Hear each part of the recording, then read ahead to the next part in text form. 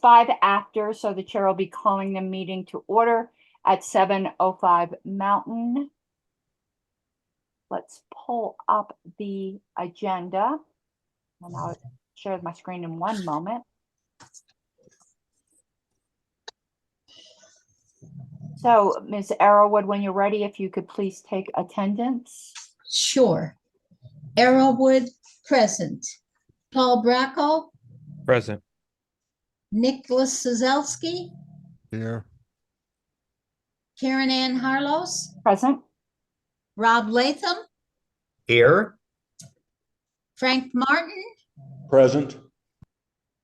Chuck Moulton, Present. Tom Rowlett, Here. Mike Ruffo, Present. Mike Seebeck. Here. Okay, I'll call the alternates. Rich Tomaso, David Roberson, Greg Deal, Roger Roots, Dana Logan, Dean Rogers. Madam Chair, we have the full complement of regular members. Okay, thank you. Announcements just quickly is to remind everyone next week is the town hall. And the party chair is in the room. So just to, if it's possible to get an email out, otherwise it is advertised on the party website. And I do encourage all of the bylaws committee members, post it on your social media or wherever you can, so that people know about it, and hopefully we'll be able to get an email out. But fundraising is top priority, and I'm not sure what the staff's editorial calendar looks like. But in either event, it's going forward. So as much as we can advertise it, the better. Now it's opportunity for public comment. If anyone has a public comment, please use the reaction buttons down at the bottom and raise your hand. This also includes committee members who have comments that don't fit neatly into the agenda. And I'm going to call upon them as I see them. First of all, Mr. Jacobs. I will happily yield to the others if I may. Well, you are a party member now, Mr. Jacobs, so probably be easier for my remembrance if you just go ahead and we'll. Okay. First of all, I did want to say that I had some concerns about the possibility of changing the structure of the LNC. I feel that my concerns, this is not an endorsement, but that my concerns would be addressed by cumulative voting. So I think that that is something that, is not a bad thing. The second thing that I wanted to indicate is something that came up in the last meeting with, it apparently was a cause célèbre during the last week or so regarding delegates. I had stated that my gut reaction was that it was not possible to it would not be possible to rescind somebody's delegate status. I believe my gut reaction was correct. Refer you to 35(6)(c) in Robert that says members cannot be the election to membership cannot be rescinded. And I will also refer you to 58(11) for those of you keeping track at home. That says that delegate is becoming an accredited delegate is the equivalent of being a member. So I think that that would be, my gut reaction was correct. I would note that there would be two cases where you could possibly unseat somebody who was seated as a delegate. The first one would be due to some disciplinary action that takes place within the meeting. This means that if a delegate hauls off and punches somebody in the nose, you can remove that person from the meeting. That's the kind of thing that you would be talking about, an offense within the meeting. The second thing is, would be if there was some sort of it was found that the credentials committee made a mistake and the person was ineligible to be a delegate. That person could be removed via a point of order. I'm of the opinion that that person could vote on an appeal to that point of order if removing him. So it would be after, he could only be removed after there was a vote on it or after he acquiesced, and he would get to vote on that as well. So it would be quite limited, and I think that, but neither possibility is very likely. Thank you. Thank you, Mr. Jacobs. Mr. Watkins? Thank you, Madam Chair. I just wanted to speak in support of restructuring the LNC and doing away with the regional system. I believe that the LNC is too large. I think 17 members is too many members. I think maybe 9 to 11 members is a little bit more appropriate to an organization of our size. And I think a larger board makes things more difficult in terms of functioning efficiently. And I think the regional system it unnecessarily overcomplicates things. And each cycle, state chairs and their boards, or whoever it is that's deciding, they must decide whether or not they should join a region, and if so, which region should they join. This can become an annoying point of contention and confusion, as we saw in Virginia and many other states leading up to Reno. And it also just becomes another political game. Like, you can have people that try to game the system and put a bad actor on a board that you can tell that the majority of those voting at convention want to put up members that are they want to actually accomplish something and be productive. So that's another point. And then you may have a hostile board member that is hell-bent on causing damage and drama to the LNC, and the LNC is powerless to remedy this without the regional member states. For example, if everybody, I'm sure, remembers, it took maybe a week or so for the Region 1 chairs a couple of months ago to agree to change their representation. And this occurred after their former rep had already purchased his plane ticket, booked his hotel room, and traveled coast to coast to an LNC meeting. So I just find that a little bit unfair. And if the regional system was not in place, the LNC would be empowered to remove a troublesome board member, and this kind of situation could have been avoided a lot sooner. And just as an LNC member, an observation that I've made over the past couple of meetings that we've had, we spend about 2.5, maybe 3 hours listening to region reports, which I guess that's something that we could solve internally, but it just seems a little bit, it just takes time away from things that we could be focusing on a little bit more productively. And that's all I have to say. Thank you, Mr. Watkins. Mr. Madden? Yes, thank you, Madam Chair. I just want to say that it was said previously during another proposal, a similar proposal, that I don't think that this upcoming convention body will have appetite for this. I think that if it's introduced, if it's passed by this committee and it's held before the delegates, we're going to spend too much time arguing over whether this is good or not, whether, and whatnot. My own personal feelings are, if you remove any kind of geographic representation, then you really disconnect the national committee from the voting jurisdictions that they're supposed to be assisting. And what we have now is a balance of interests between the state affiliates who organize into regions and have their representation. It's not perfect. Obviously, I was against the current model, but I think that this model is far more destructive in terms of the health of the organization overall. I think that we'll see a lot of issues from the state affiliates once, if this were to pass. And so I do warn that this is definitely an issue.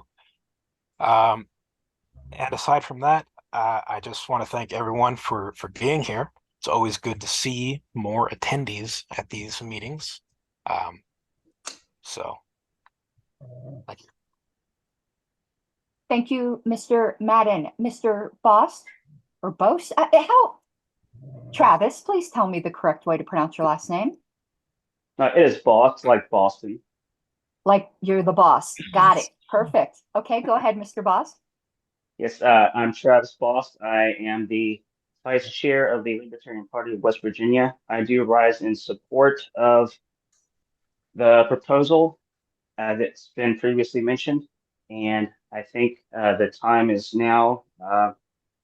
It's something we can prepare for and vote on at convention and put into place sooner rather than later. The current LNC is too large, and I don't want to belabor the points already raised by Mr. Watkins. I do think the affiliates will still retain their autonomy, so I'm not as concerned as the last commenter on that note. But I do support and encourage putting this proposal before the body and letting us vote on it. Thank you. Thank you, Mr. Boss. Ms. McCardle. Thank you very much. I'm going to tell you, as chair of the National Party, I am highly in favor of abolishing the regional system. Loose cannons like our former Region 1 rep create chaos in their region. They go against the wishes of their chairs and effectively act like at-larges sometimes anyway. But they can't be removed by the LNC, even when they get us in legal trouble, as our former rep nearly did. There have been at least 2 fiduciary conflicts between state affiliates and the National Party during my term.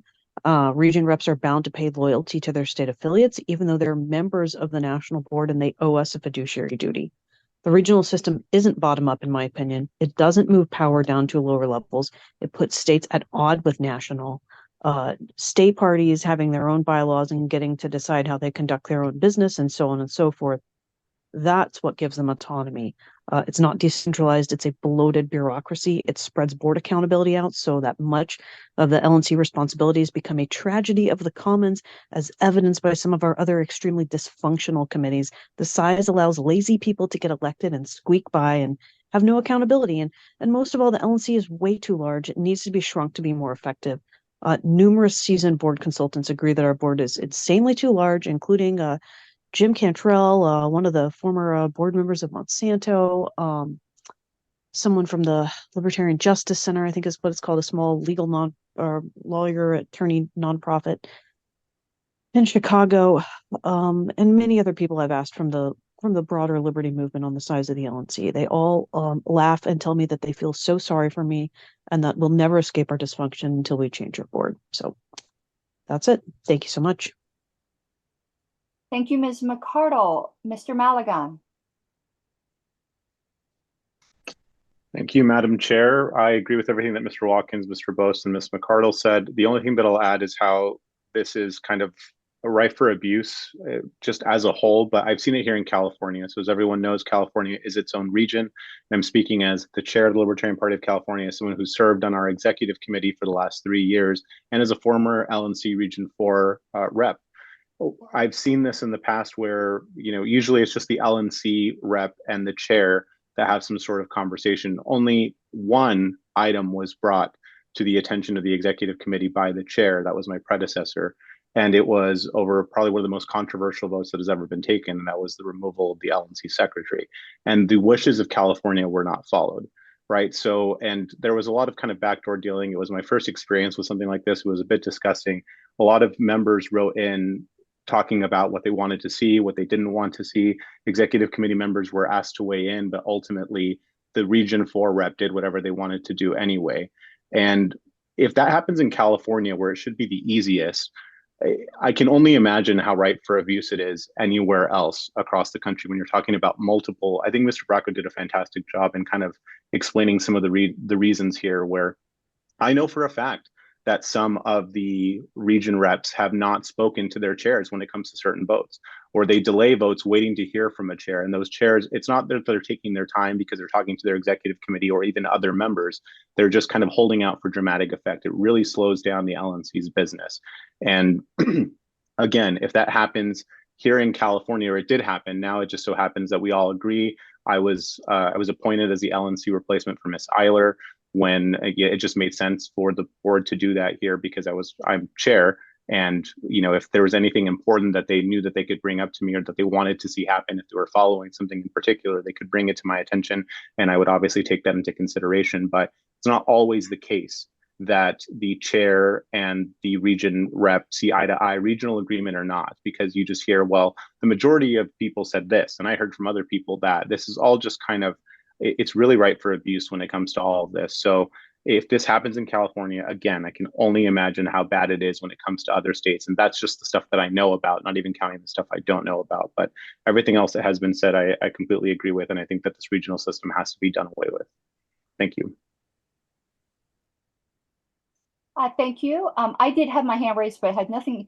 It seems like people are on a roll on one particular topic. I'm going to go at the very end. Ms. McElroy.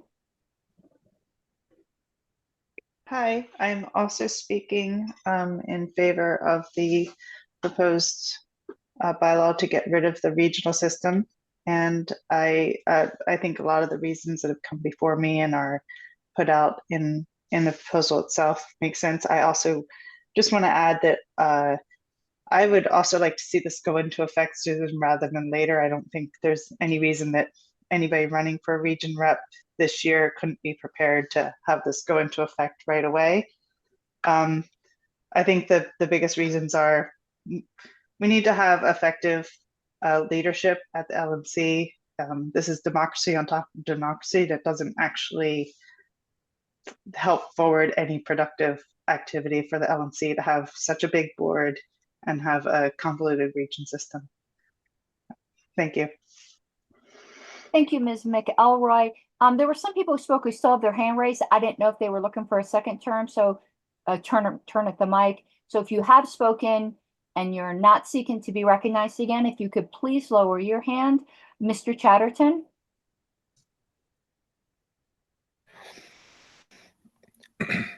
Hello, I'm Andrew Chatterton. I'm the chair of the Libertarian Party Michigan. I also joined tonight to speak in support of the change proposal for abolishing the regional system.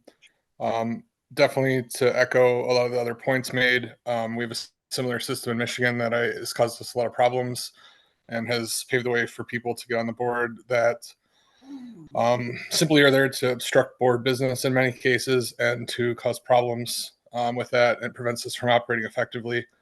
We also have a similar large board and leads to, I think, a lot of difficulty to operate effectively. So thank you. Thank you, Mr. Chatterton. Mr. Tatum.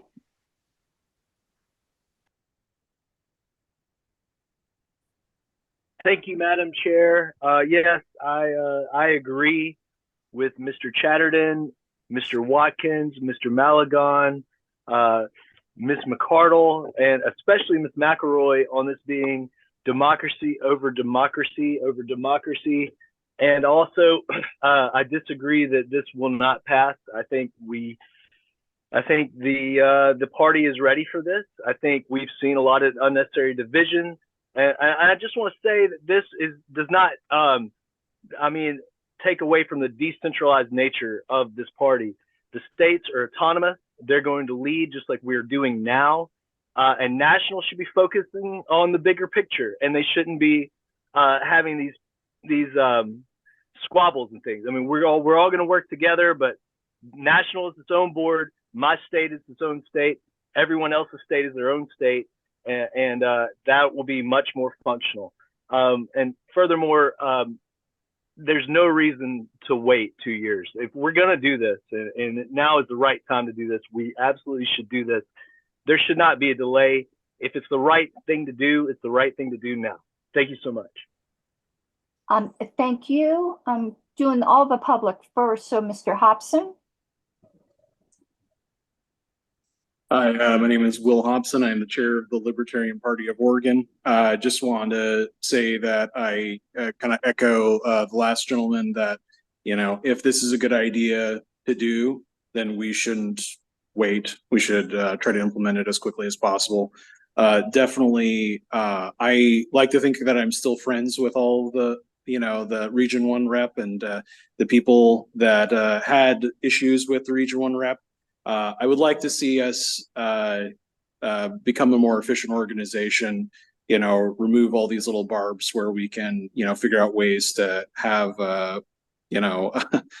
drama take place and just kind of, focus on, building up our state affiliates, which every single state affiliate could be much, much stronger than it is. So I think that's where a lot of our energies should be going. So I would like to support the change, and I'd like to support its expeditious adoption. Thank you. Thank you, Mr. Hobson. Mr. Watkins, I see you kept your hand raised. Did you need to speak Yes. again? Yes, I just wanted to touch on something that was addressed earlier. I don't quite remember who said it, but it falls in line with the states being autonomous. I can understand why some might feel that the region system makes others feel that they are represented on the LNC. However, I think as a former region rep, that anytime a state affiliate actually needs something from the LNC, they come to the LNC directly, either by themselves or in tandem with their region rep, and they plead their case either through, I guess, either the state chair or a representative that the state board sends, or a member of the state that is having some kind of dispute with, like, maybe there's a separation within the state, whatever, and then the LNC or the XCOM then decides the matter from there on. Other than emergencies or high value political moves that benefit the party or the affiliates are autonomous. I feel like the things that maybe those that would rather see the region system continue, I think all of that can probably fall under the affiliate support committee. I don't know if that's a bylaw amendment, if that's appropriate, or if it's just a policy manual change. Sounds like it could just be a policy manual change, but whatever the case, I think that would probably alleviate some of those concerns. Okay, thank you very much. My Zoom thing, hold on one second. I'm trying to get back to my Zoom screen. It does something weird. Another last name that I am sure to mangle, Mr. Schultz? That's correct. Thank you, Madam Perfect. Chair. Yeah, I'm the secretary of the Libertarian Party of Indiana. Very happy with my region rep and my chair. We talk with him a lot, Dustin Nana. But for the reasons mentioned, I am hesitantly in favor of the change. I don't know that it's the perfect system going to at-larges, but I think it's better than what we have. What we have is unwieldy, and I am definitely hesitant to get away from regional and state representation. However, this isn't true regional representation. These are ad hoc committees formed by state chairs and leadership, and the agreements are all different. They happen to often form geographically, but they do not have to be. It leaves some states out in the cold to be, quote, represented by the vice chair, and that has varying levels of success, as region reps do in general. So if we're going to be forming ad hoc coalitions over things, we may as well do it organically over issues rather than letting state leadership form ad hoc committees at the last minute after LNC meetings when there aren't existing political organizations underneath that are speaking into this. It's just an ad hoc committee that has no power other than the seat on the LNC where there's mixed fiduciary responsibilities. So I think it's an illusion of decentralization rather than true decentralization. Thank you. Thank you, Mr. Schultz. All right, I see no other hands but my own, and I'm not speaking on this because I have debate privileges during the time of the proposal. Just one thing to get on the record. Oh boy, the innocent question from last term, which was just a point of parliamentary inquiry to help us in our proposals as to whether or not delegates once credentialed can be uncredentialed, which was an academic question, has turned into quite the conspiracy theory wanted to get it on the record that all it was an academic question to word something properly. And it turned into utter craziness. So I would really hope moving forward, it's no one on this committee. So I'm kind of speaking to the recording. I'm kind of speaking to whoever might watch this afterwards. This kind of very vicious politicization of just random comments into conspiracies is not at all helpful. And you were so off the mark, the people who were doing that on this one, that it's not even funny. This committee has nothing to do with that. We have our wording. We passed that proposal. If you have questions on this issue, I would refer you to the Credentials Committee. Mr. Seebeck. Yes, just to back that up, I was the one who raised the question in the first place, and it was not in any form or variety of a conspiracy. It was not an attempt to say, hey, let's get rid of people. It was a purely parliamentarian question, which has occurred to me because I am in the middle of studying for my RP. And it was a question that I wanted to bring. It brought up in the course of conversation. It was not pre-planned. It just happened on spur of the moment. So if anybody has any complaints about this happening, I'll tell them point blank that there's no way in the world this was any type of a conspiracy. It was purely organic. It was spur of the moment. I didn't even know I was going to ask it until I did. So they can pound sand. Hey, thank you, Mr. Seebeck. We are going to now, give me 1 second. Oh my God, Zoom. I swear it's going to be the death of me, speaking of conspiracies. Hold on, because I've got Citrix Viewer up, which you can imagine is really fun with Zoom too. Okay, I think I got Citrix down from working at home because contrary to other conspiracies, I actually do have a job. But I think it's pretend. I have a pretend Citrix server at my house. Let's go to the agenda. And we are up to the main event, which is the proposal that would do the thing that most people were speaking about during public comment. Is Mr. Bracco, I'm not sure I have your most current proposal. Was there new language? There was since last meeting. I'm going to put on the screen. You tell me if it's the most current language. I cleaned out my LNC box so that if I have to switch over to download a proposal, there's no super secret plotting that will get exposed on the screen. We're doing our plotting to remove Mr. Malagon. We're doing that offline, so it's not in my secretary box. So let me share my screen here. Madam Chair, quickly, I believe the first item is the approval of the minutes from the previous meeting. You are correct. And I believe there were some questions. Excuse me, corrections. And are you guys, which screen are you seeing? Are you seeing the proposal screen, or are you seeing my Photoshop or? Proposals. Okay, good. All right, perfect. Yes, is there any further corrections to those minutes? I know everyone didn't have a lot of time, so if someone does want to wait until next meeting, since we're meeting every week to kind of pace out that, but remember, these are just for our notes. It's nothing terribly official. So are there any objections after the corrections that have already been discussed with Ms. Arrowwood? Okay, hearing none, those are approved. So, Mr. Bracco, the floor is yours. Let me know if what I have on the screen is the most current. Does it touch Article 15? Yes. Okay. Yes, this is the latest one. Perfect. Thank you. So, if you would, I know we started speaking about this last time, but we've had a lot of public comment, and we did talk about this a bit on the list. So if you'd like to not relitigate the whole thing, but if you'd like to speak to it once again, and we can get debate started. Sure. So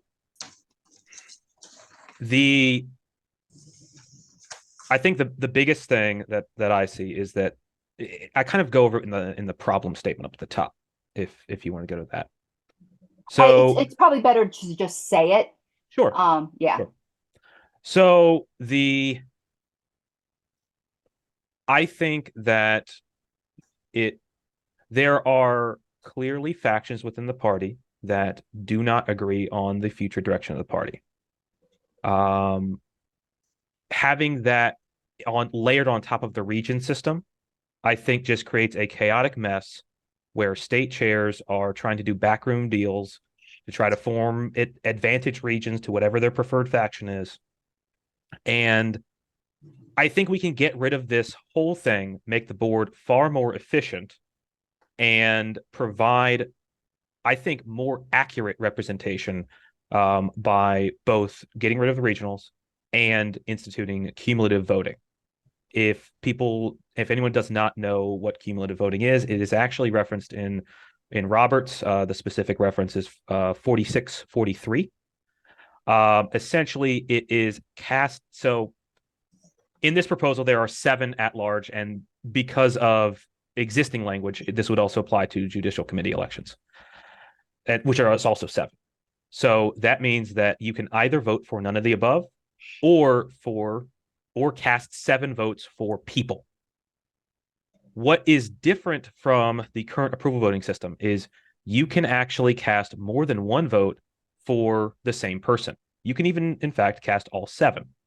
What this allows is for people who may be in a smaller constituency, but not smaller but significant constituency, to elect someone to represent their interests.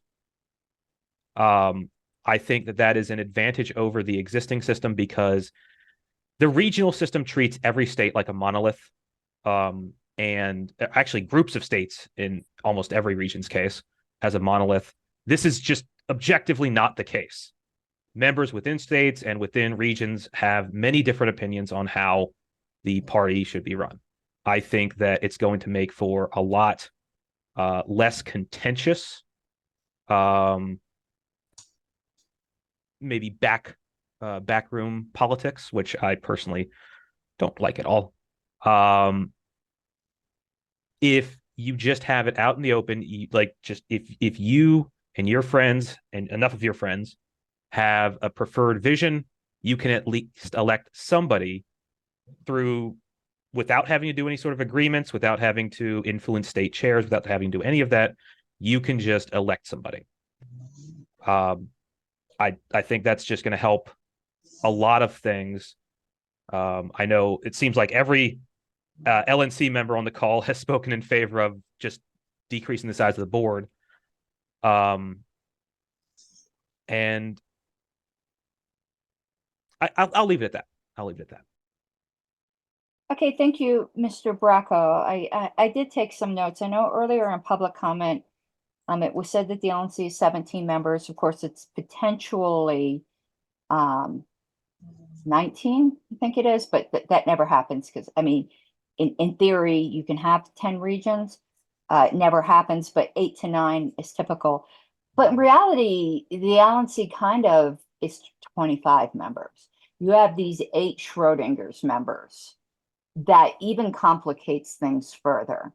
Though I am in favor of eliminating the regional system, if for some reason that didn't pass, we need to get rid of alternates.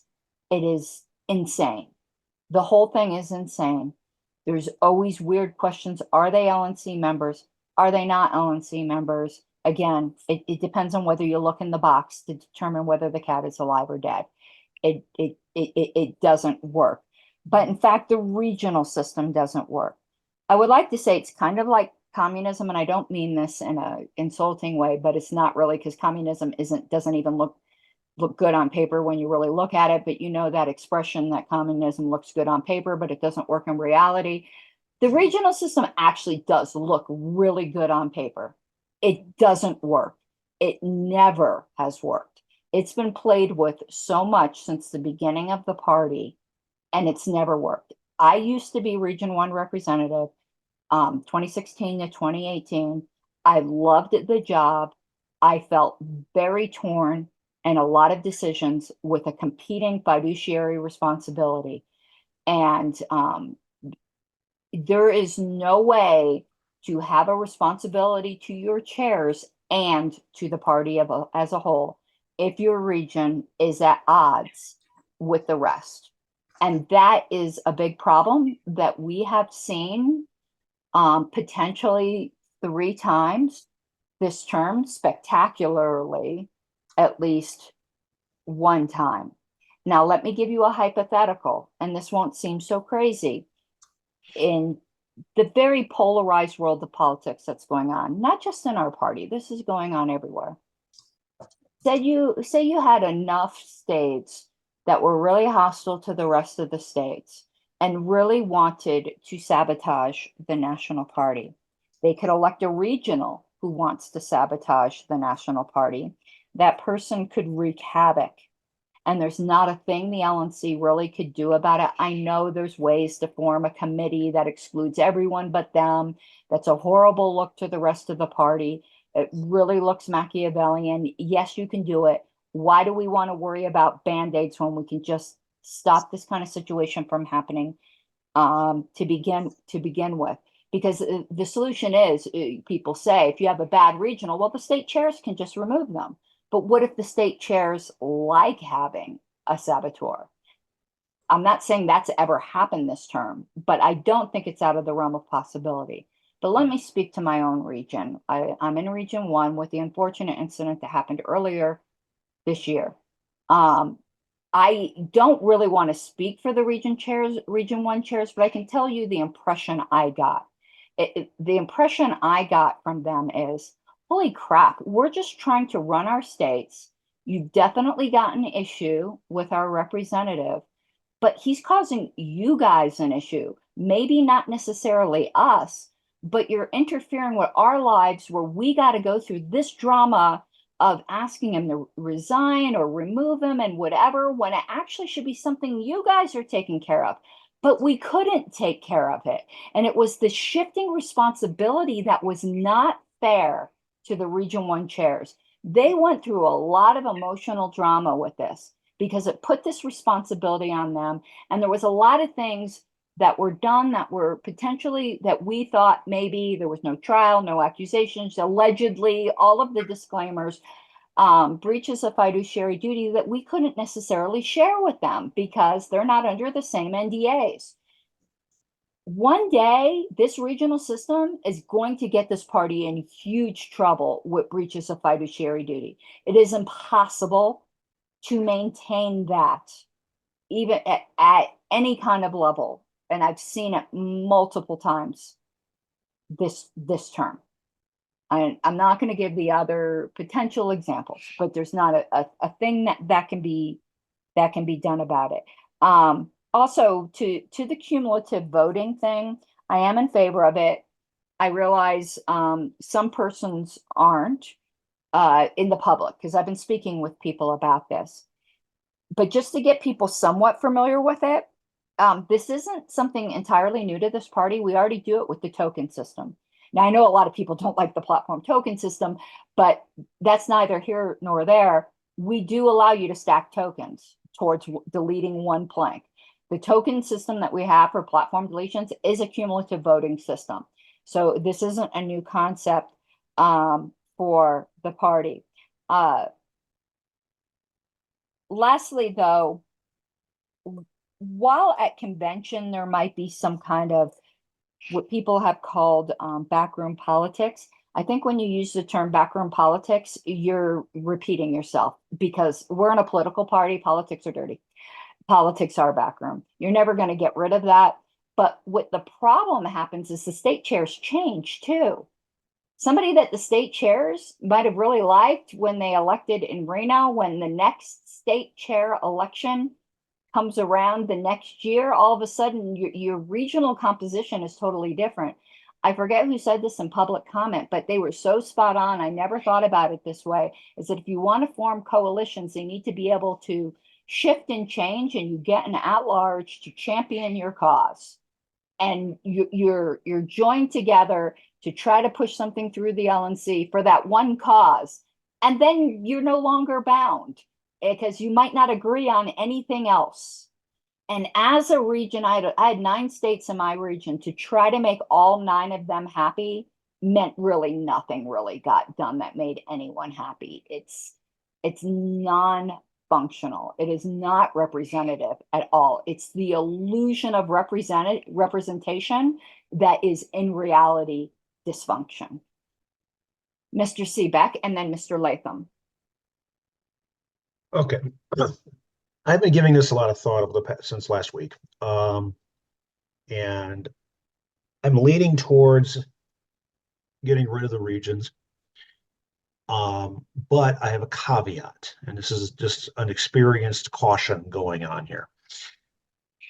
If you move to having just officers and at-larges, you run the risk of having a bunch of at-larges who are being nothing more than seat warmers.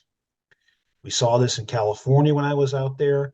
It's one of the reasons why Colorado has a cabinet-style way of doing things for the moment, where each position on the executive committee there, or the board of directors as they call them, has specific tasks, specific job descriptions. Here in Alabama, we are currently looking on our bylaws committee of revamping our regions. But here, the regions have a specific defined purpose, and that is to help build up the county affiliates within those regions. We don't have that issue at the national level because we already have the state affiliates in play, even if they need to continue building at their own levels. So that's not even a non-factor. But the national level, there is that concern that if we're going to have at-larges, we're going to have more of them. And this is not in a scope for this proposal so much at the moment. It would be a separate proposal, maybe something to address or study down the road to make sure the at-larges are actually tasked with doing things. And it may not even be a bylaws change. It may just simply be direction of the LNC through special orders, standing rules, or whatever. To do this is to have them play a role of interacting with the state affiliates that the region reps were supposed to be doing all along. It doesn't necessarily mean that they are the interface or the stovepipe between the state affiliates and the LNC, but it would give them something to do, make them active, and get them out and working towards the betterment of the party. So I would ask that be kept in mind. But streamlining it with the regions seems to me now to make a lot more sense. There was a lot of good positive comments at the beginning of the meeting in public comment regarding it that hit on several aspects of it as well. As far as the cumulative voting part goes, there was a discussion on the list during the week regarding the role of NOTA in cumulative voting, and we'll probably be talking about that a little more as we go along here. Just to keep in mind that can play a factor. Speaking as head teller coming up for this convention, cumulative voting will also require some minor adjustments to how we do things, but we can deal with that.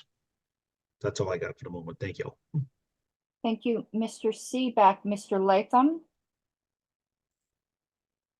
Thank you, Madam Chair. And can I just say, I am quite heartened to hear the support for a change like this, which I feel like I've been pushing for more than a decade. And it's kind of nice to see the support come around to that. Maybe just addressing some of the comments that have been made.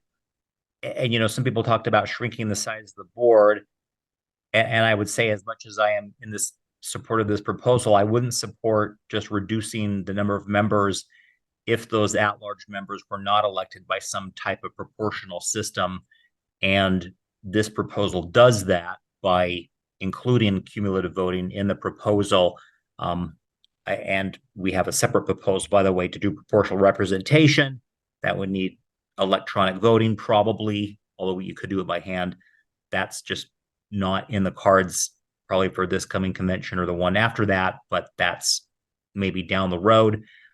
Also, just want to echo that we shouldn't expect perfection out of this proposal. Democracy is still messy. A dissenting faction would still be able to elect an at-large member in all likelihood, and the majority of the other LNC members would have to still learn and demonstrate that they know how to play well with others. I, also share the same concern that Mr. Seebeck expressed about to whom would at-large members be accountable under this. And, they would have their constituency, but it's kind of the same thing as there is now. And I think ultimately that's just up to the delegates to support candidates that demonstrate that they can be accountable for doing certain things. I also worry about this proposal becoming approval voting 2.0, meaning the delegates fail to elect a sufficient number of at-large members in the first round, and then we run out of time. However, I think we have remedied that to a large degree by moving up the at-large elections earlier in the convention agenda. And so I just think it's less likely that we will run out of time.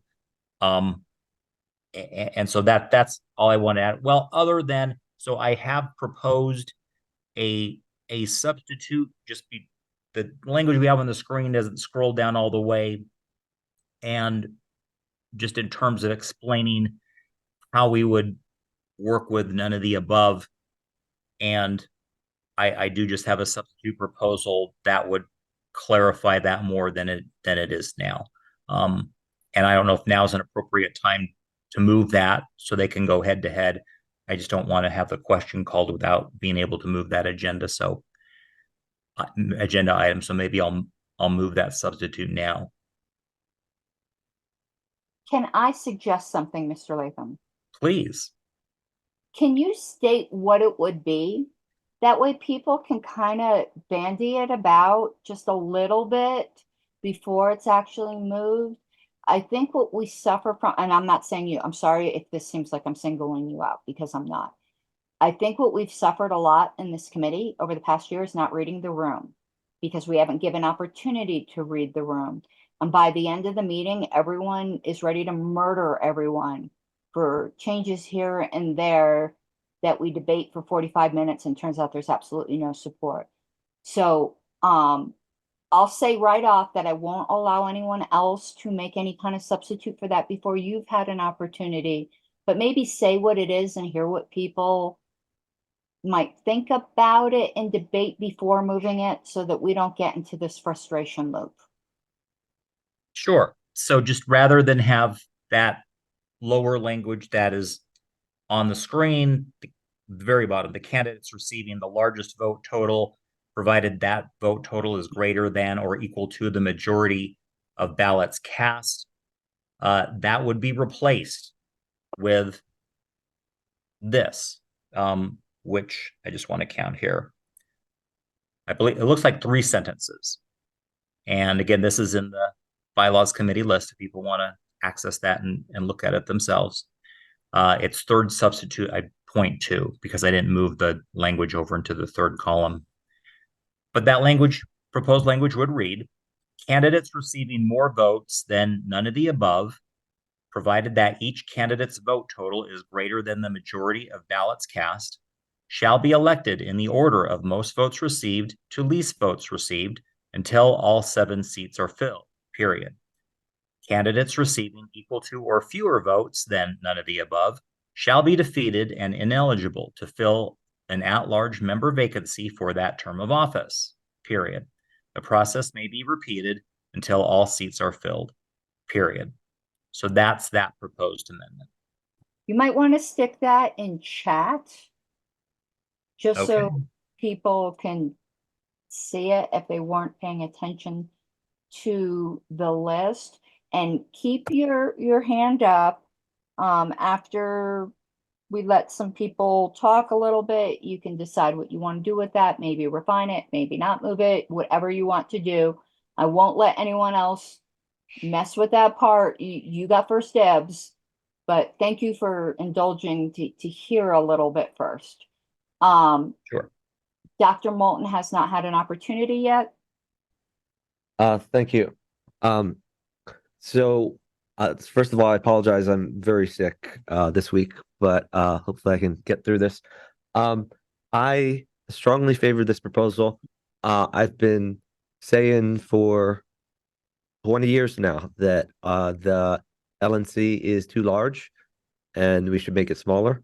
For 20 years, I favor going to an all at large system, which results in a less large body than we have now. And on the matter of cumulative voting, I've served on the bylaws committee since 2008.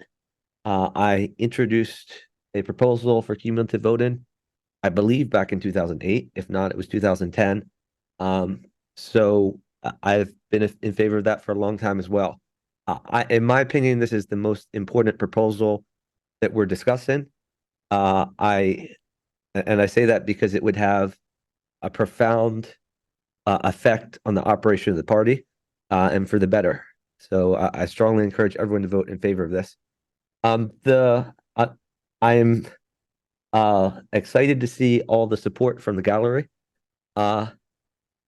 However, I'm worried that the support from committee members and support from the gallery may not be representative of support we'll see from the delegates when we get to convention. So as much as I favor this particular proposal, I do think it's going to be an uphill battle. I hope I'll be proven wrong. I hope it'll be a slam dunk when we get to the convention, but I somehow doubt that. So several of the people in the gallery talked about the proviso, and they were of the opinion this should take effect immediately rather than wait in 2 years. So the general argument was, if it's such a good thing, why not do it immediately? Why wait? And my answer to that would be, I personally don't care that much whether it takes effect immediately or later, but if having it take effect later will increase the probability that this proposal will pass, then I think that's worth doing. Because I think this is going to be a lot closer than some people in the gallery think and may not even pass. So I would be very worried about torpedoing the proposal by not having a proviso that have it take effect later on, that there are a section of the delegates that may not vote in favor of it for that reason, it may be less likely to pass. So that's my main worry. If everyone's convinced that it can pass without the proviso, I mean, I'm game, but I'm just very skeptical of that. So I'm not going to talk very much this meeting because I'm very sick, but I definitely am going to vote in favor of this, and appreciate all the time that Mr. Bracco and Mr. Latham have put into crafting this. And I appreciate everyone from the gallery who came and spoke their mind about it. Thank you very much. Thank you, Dr. Moulton. I'm calling on everyone who has not spoken yet. So Mr. Martin.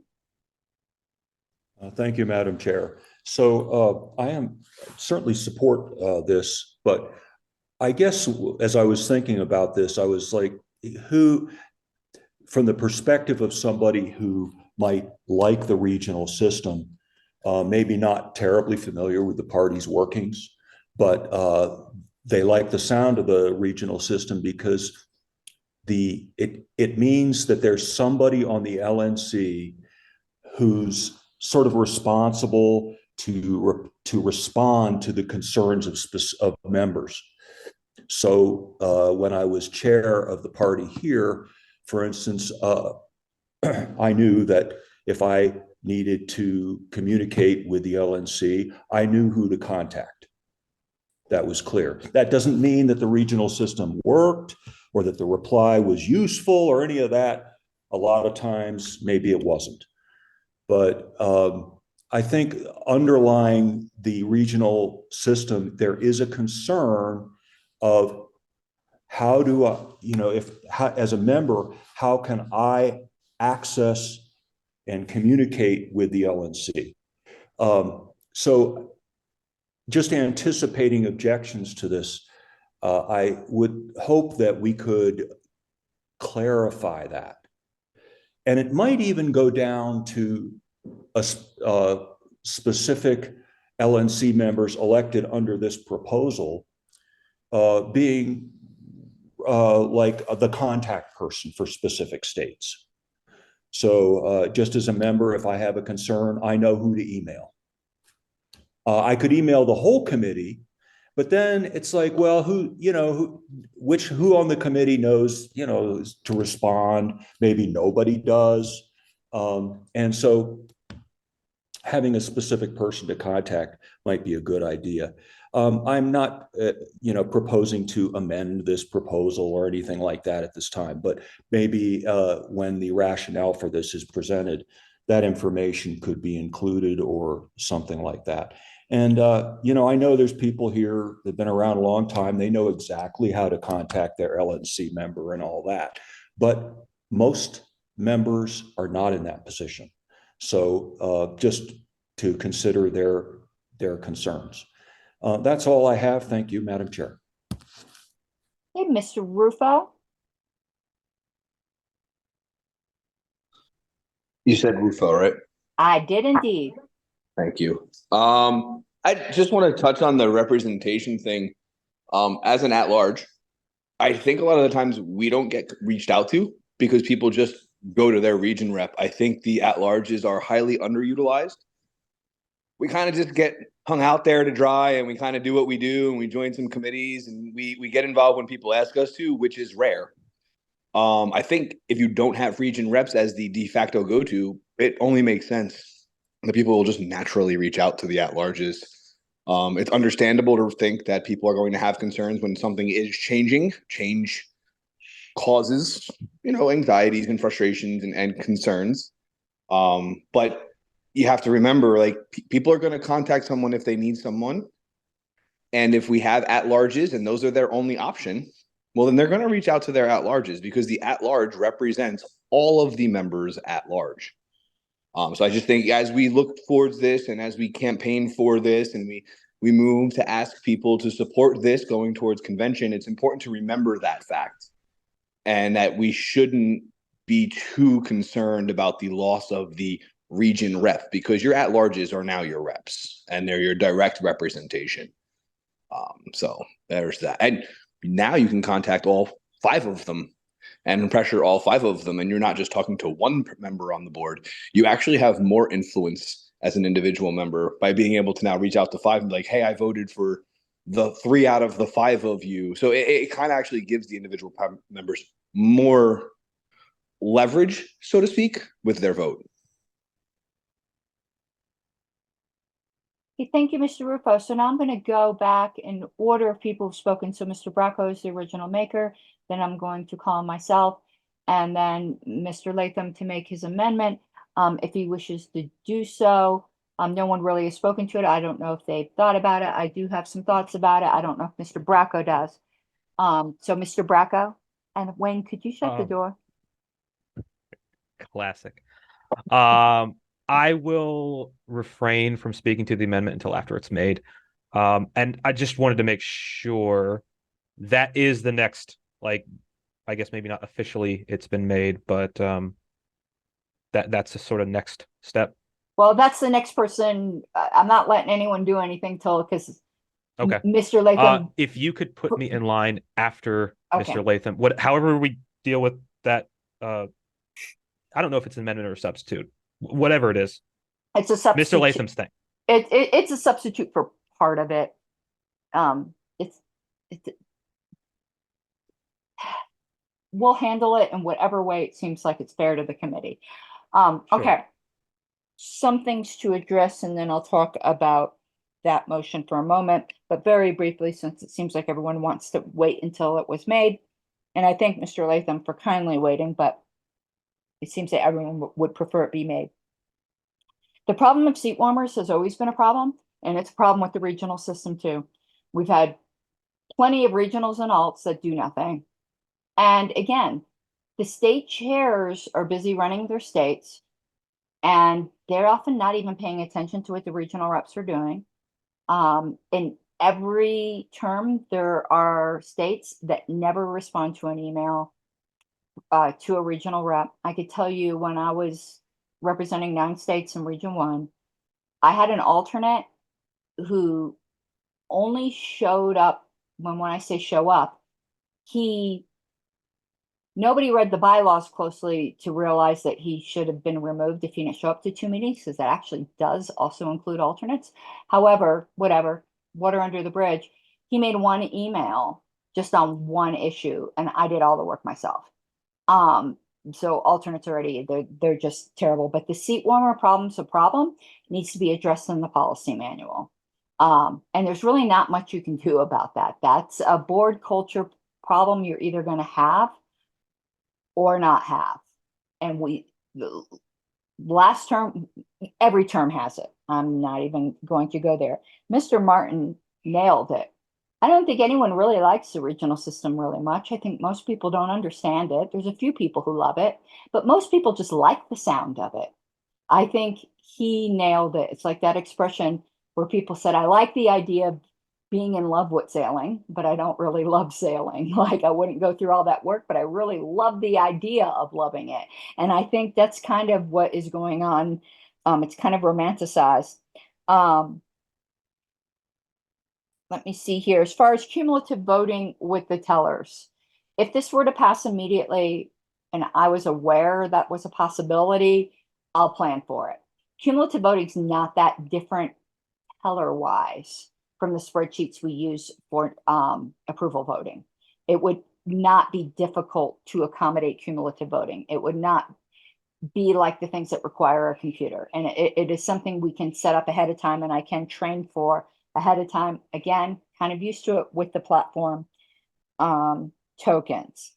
Another issue with the regional system that I forgot to bring up before, and whether this was fair or not last term to a particular regional who ended up I don't think it actually got voted to be removed by their region, but they were getting ready to be. And this had to do with that vote to try to disaffiliate New Hampshire. Well, if you're the rep that represents New Hampshire, what do you do? Like, you're in such a hard spot. Say you really do have a state and there's a serious issue that might require disaffiliation, and it requires a high vote threshold of the entire LNC. But you've already almost made an automatic abstention for whatever region, whatever person represents that region, because they don't want to be the person that voted to disaffiliate their region. I mean, they're a state in the region. It's such a weird conflict of interest. Of course, we could take that person out of the voting equation, but again, that's just another issue. Contacting the LNC, the people who don't know how to contact the LNC now don't know how to contact their regional rep either. I've been on the LNC long enough to know that that's just a fact. We have a contact the LNC button on the website. And you can select from that drop down whether you want to go to the whole LNC, just your regional, just the officers, whatever it might be. When people are really incensed about an issue, they figure it out. When it looked like Tom Woods was going to be removed as a speaker, I say this because I'm getting I'm getting my bragging rights over Tom Woods here. I wish he was listening. We'll have to send him this clip. He got about 1,100 emails, maybe 1,050 emails about that. When the stunt was pulled with me by the LNC, I got 1,300 emails regarding that. It was to the entire LNC. And I think the ratio, I think there was 26 that were in favor of it. People know when they're incensed enough. Generally, when someone's upset, they'll get with their state chairs, and the state chairs know how to contact the LNC. And that's kind of really the way it should go if we're talking about structure. Now on to the amendment briefly. Now, I'll wait until it's actually made because I'm the only one that wants to talk about it. So there's no point in talking about it till it's actually made. Okay, Mr. Latham. All right. So just maybe to give some folks context, because yeah, I read the language, but people are like, well, why are we adding this language? As we were considering this proposal, there were a lot of questions like, well, how does this work with NODA? And so this substitute language addresses those concerns and spells out how cumulative voting works with NOTA. And we could leave the original language in there, but my concern is that this would reduce its passability because delegates are going to be asking the questions about how cumulative voting works with NOTA that we, I think, ventilated very thoroughly in our online discussion list. And this substitute at least intends to address. And I guess I will be surprised that people are waiting until this meeting to say, well, no, this actually doesn't address those concerns, or we should keep that more vague. But I guess that's what this forum is for. Again, that's the purpose of it. So you're thinking, why are we replacing one sentence with three? That's the reason why, is to really spell out how this is going to work with NOTA, because not all cumulative voting systems use NOTA. In fact, I'm pretty sure most of them do not use NOTA. So it's kind of a unique situation that we are having to deal with here. And that's the intention here. I of course, I'm not a math guy, and I've invited people. I ran through scenarios. Some people even corrected me. I think, Madam Chair, I thank you for saying that's impossible. And so, yeah, I had to redo my math. I know on one of my hypotheticals. And if people check my math and say that's wrong, let's solve that, because math is important in a lot of this. But anyway, that's the reason for the substitute is to again just articulate if we get a scenario where we have questions about how NOTA plays with cumulative voting, that's what this is supposed to do. So that's it, but I'm open for questions if folks have them. So let me clarify, because I think I might have misunderstood you, Mr. Latham. Are you suggesting that the entirety of what I put up there, which is little subpart D there, goes away and what you wrote goes in? Or is this go on the end of it? Does it go for just a sentence? I'm really unclear now what your amendment actually is. Okay, well, you must have added something while I was chatting, and I unfortunately am working from a small laptop today rather than my normal 2 screens. So I'm having to toggle back and forth. So let's see, you've put in a D. Because that is Mr. Bracco's language. Where does your language fit in this? I thought you were striking everything he wrote for D and substituting in these sentences. But now that you're talking, I don't think that's what you're doing. No. Can you? No. So if you'll allow me, I believe I understand what Mr. Latham was attempting to do. First of all, D is actually A. I think that the creation of D is a Google being it doesn't weird. matter. Yeah, whatever. I had thought that what Mr. Latham was attempting to do was in section C above. All the letters disappeared. I know. It's Google. There you go. That one that starts when all delegations have submitted their votes. Yeah. I had thought that you were intending to strike the blue language there and replace it with what you have. Correct. Yes. Okay, so then that's not a substitute. That's just a regular amendment. So what you are looking to do is, so I want to make sure I understand and everyone else does, because I was royally confused. The candidates receiving the largest vote total, provided that vote total is greater than or equal to the majority of ballots cast, shall be elected. You wish to strike that and put in. Now your thing makes a lot more sense, because before I thought you were just a bit crazy. You might still be a bit crazy, but it's not because of this. Candidates receiving more votes than none As of our the former state chair in Utah said, you don't need to be crazy to be a libertarian, but it helps. It certainly does. And I actually do think it's probably a requirement. Candidates receiving more votes than none of the above, provided that each candidate's vote total it's very awkward. Sorry, I'm having just a difficult time reading it. Candidates receiving more votes than none of the above, provided that each candidate's vote total is greater than the, I'm sorry, but I understand what you're doing. You're wanting to strike that sentence and put that in there. I'm going to Actually, speak. the highlighted, can I just say the highlighted stuff? I believe that was in Mr. Bracco's original language. So I initially taken that out, and then Mr. Rowlett said, don't you want to leave that in? And I said, yeah, I do. So that's in there. But if I'm going to there's try someone to else who can wordsmith it better, let's do it. That's what I wanted to avoid this meeting. Okay, I have it just stuck in here. I want to make it the thing a little smaller. I have to tell you, I mean, I'm someone who's used to reading this kind of stuff. I have no idea what.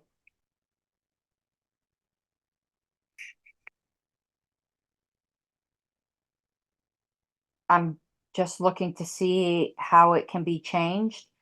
I think it would be kind of disappointing to everyone to postpone this, but I really do not think that the committee should be spending a half an hour wordsmithing something when we have an email list. I really don't. I think I could be wrong. The committee rules, the chair doesn't. I'm not willing to spend time doing that, but I'm one voice. I think everyone after a year on this committee is super frustrated with doing that. Maybe it's just me. Maybe I'm just being super, super crabby. But people are going to read this and their eyes are going to roll back in their head. I read bylaws every single day, try to give people advice, and like, it's mostly that first sentence. And I'm trying to even think. I think it could be solved probably with the candidates receiving the largest vote total, comma, provided that vote total is greater than or equal to that equal to the majority of ballots cast, and somewhere in there put and the votes received by NODA shall be elected. That isn't a very graceful sentence either, but I think it's a lot more understandable. All of this stuff about repeating until all seats are filled in the order of most votes received, that's basic Roberts. That doesn't need to be in the bylaws. Like we don't, all of this process stuck in the bylaws, or if this is a rule or whatever, like it doesn't need to, you already can do extra rounds until the seats are filled. That I'm not in favor of adding that weight. I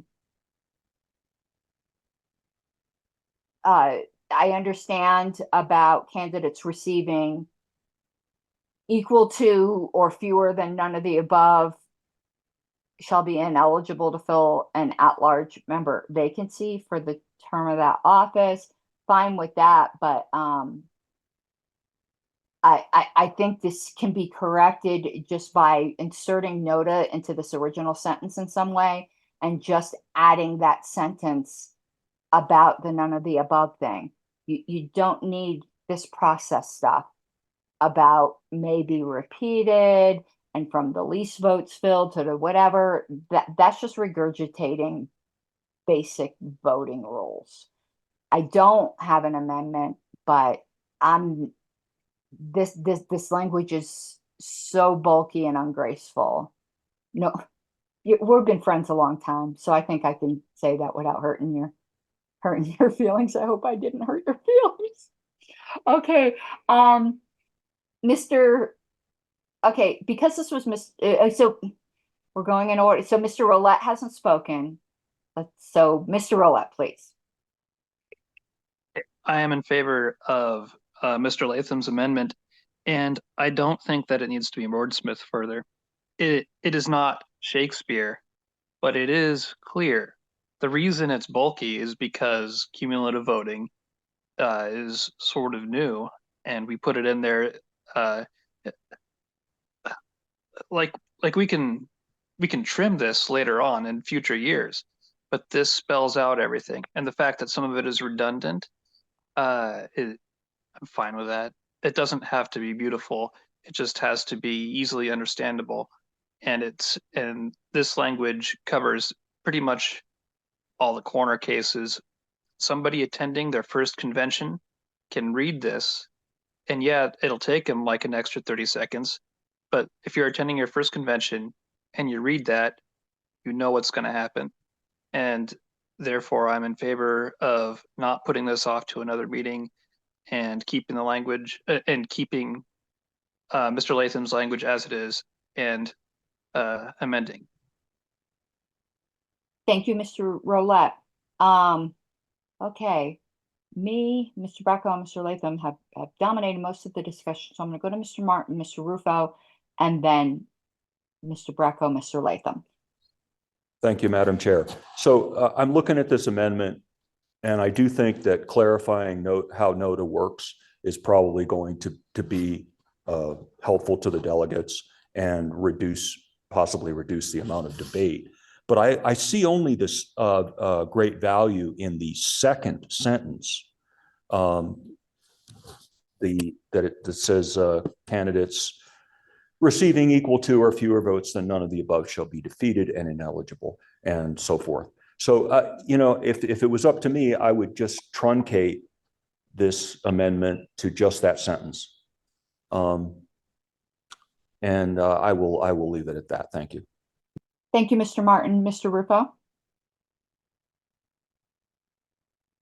Sorry. I'm going to be honest with you. I don't think it's necessary.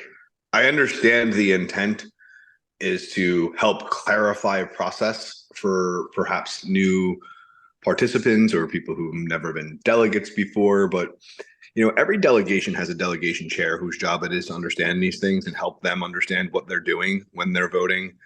The entire process is spelled out other places, including Roberts.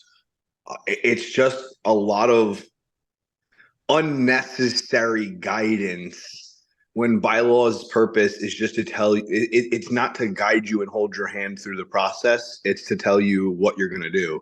And if it says you're going to use cumulative voting, then you use cumulative voting. And if somebody has a question, they ask their delegation chair, and it's their job to kind of understand what we're doing and how we're doing it, because it is spelled out elsewhere. You know, they can easily just look up cumulative voting. I get the NOTA thing, but correct me if I'm wrong, but one, because we have a practice of including NOTA in all votes, that technically counts as procedural necessity and it doesn't even have to be written, because it's out. Like, isn't there there's a thing with Roberts, I'm almost certain, that if something is done in practice, then it is technically what you're supposed to do. And you would actually have to have like a motion and the body approve not doing it that way, because it's tradition or whatever. I'm missing the words. It's late custom. on the East Coast. Custom, thank you. It's late on the East Coast, guys. You do this to me every week. But I just don't think any of this is necessary. I understand and respect what you guys are trying to do, but I think for the good of all of us, we should stick with the original language, put it to the floor and move forward. It needs to happen. And it is quite self-explanatory, and it's never going to be perfect, and we should stop chasing perfect. Hey, thank you, Mr. Rufo. Mr. Bracco, then Mr. Latham. Sure. So I think the entirety of this language, including the reference to none of the above, it's either spelled out elsewhere or it's covered in Roberts. I think this is doing the exact same thing as the language that's there, except far wordier. And here's why. The last sentence, the process may be repeated until all seats are filled, that's covered in Roberts. The second sentence, the one that candidates receiving equal to or fewer votes than none of the above shall be defeated and ineligible to fill an at-large member vacancy for that term of office. I would like to draw everyone's attention to Bylaws Article 10, 10.7, specifically the last sentence. That reads, should none of the above be selected for any party office, that position shall be declared vacant, and none of the losing candidates for that position may be selected to fill that vacancy for that term of office. That is both already in the bylaws, so it would supersede anything in the rules, and it already covers the ineligibility of the losing candidates. So I think that that is redundant to Article 10.7. Candidates receiving more votes than none of the above. I would draw your attention to Rule 8.2a in here. It specifically says, if you could scroll it, please, Madam Chair, to Section A. I'm sorry, I lost my mouse. You know, when you have multiple screens, it like sometimes. So it says in here, each delegate may cast a ballot with a vote for either none of the above or one vote per elected position. That means that the number of votes cast for none of the above is equal to the number of ballots cast for none of the above in all cases. So I think it's redundant to say candidates receiving more votes than none of the above, provided that each candidate's vote total is greater than the majority of ballots cast. The only time that that comes into play is if none of the above is like the number of votes cast for none of the above is greater than the number of ballots, than the majority of ballots cast, which it means that over 50% of the delegation would be voting for NOTA. I think that there's a lot of people that are going to have a hard time crossing that threshold to begin with. So I think that maybe that marginally changes things, but I really don't think it changes much, and it adds a lot of words. So if we could scroll back down to that main proposal. So essentially it would, like, I think sentences 2 and 3 are redundant. They're covered elsewhere, either in the bylaws or in Roberts. Candidates receiving more votes than none of the above. I think that is not really adding much at all, and just it's extra words and it's confusing. I don't think the juice is worth the squeeze there, personally. So provided that each candidate's vote total is greater than the majority of ballots cast, shall be elected in the order of most votes received to least votes received. That part right there is basically what the blue language is. That is not exactly the same words. What's the blue language?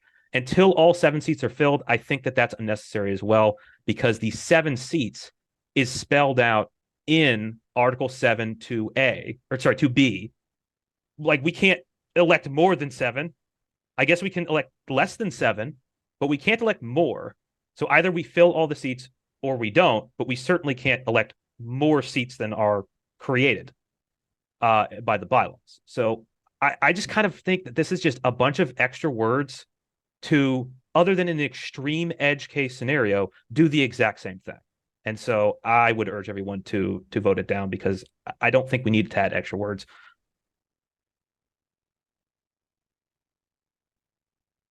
Okay, thank you. The next, I'm just going to tell you the order I've got so far. I have Mr. Latham, then myself, then I'm presuming these aren't legacy hands, then Mr. Martin again, and Mr. Rufo.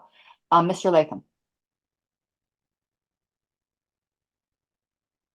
Okay, and I appreciate the discussion, and I agree with, frankly, a lot of what is said. My substitute is basically trying to accomplish the same thing that the blue language and existing rules accomplishes, but to really spell it out for new members. Because again, cumulative voting has been around for a long time, and NOTA has been around for a long time, but it's like Reese's peanut butter cups. We haven't put that peanut butter and chocolate together yet, and I think we want people to kind of understand how that all works out, and what that's going to taste like.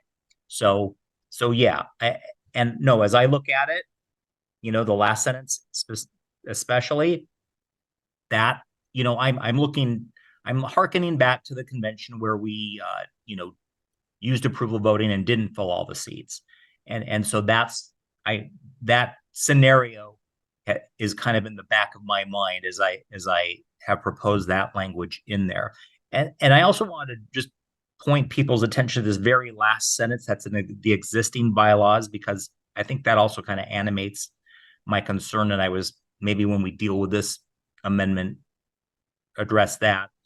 And I think I even put it in just the tie votes affecting the outcome shall be decided by lot. So what do we mean by the outcome? We mean who's elected or in what order they were elected. And Madam Chair, this is almost, maybe, I don't know if it's a question of parliamentary procedure or what?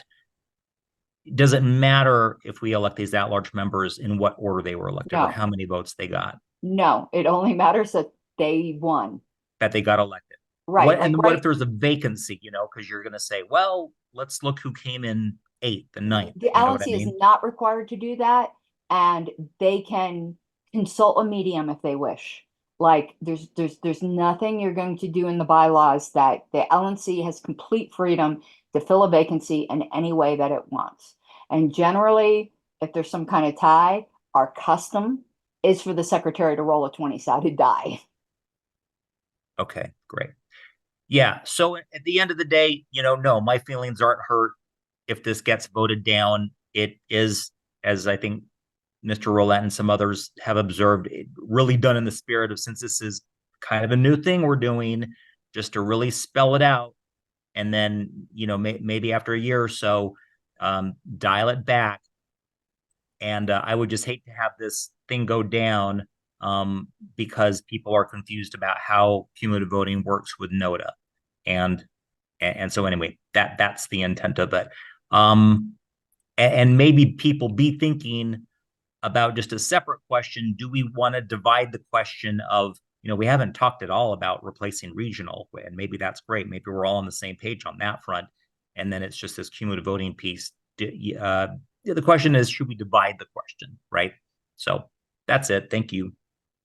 And I'm going to preemptively make a ruling here because I think there was kind of an implied parliamentary inquiry in there. There are situations where something's divisible upon the demand of one member when they're not inherently related. I think because of the nature of this, they are inherently related, and it would require a vote to divide it. I would rule against this being divided upon the demand of one member. Just saying, anyone can make a motion to divide. I'm just saying this isn't like the other one, because there's been plenty of people who said that they consider them tied and they will not vote for one without the other. Oh, great. Thank you. All right, so I was next. I'm just going to reiterate what Paul said. It's not necessary. Please vote it down. Mr. Martin.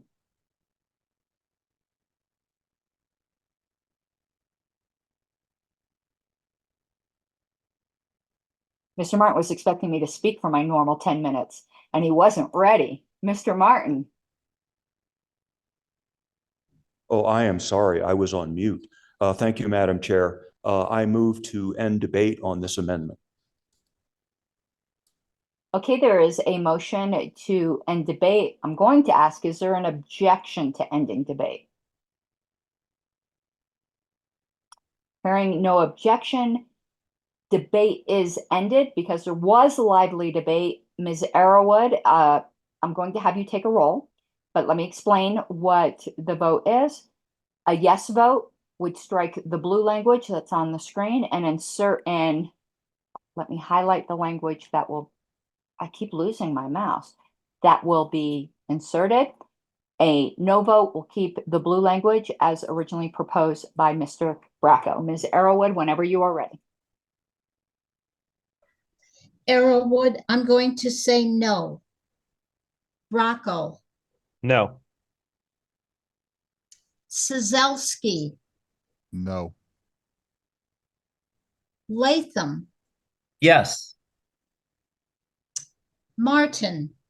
No. Moulton.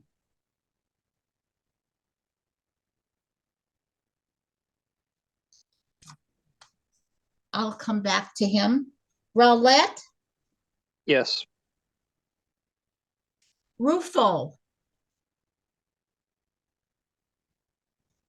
No.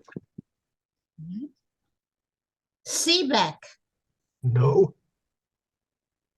All right. Mr. Moulton? Dr. I'm sorry, I didn't realize I was muted. I vote no. All right, sir.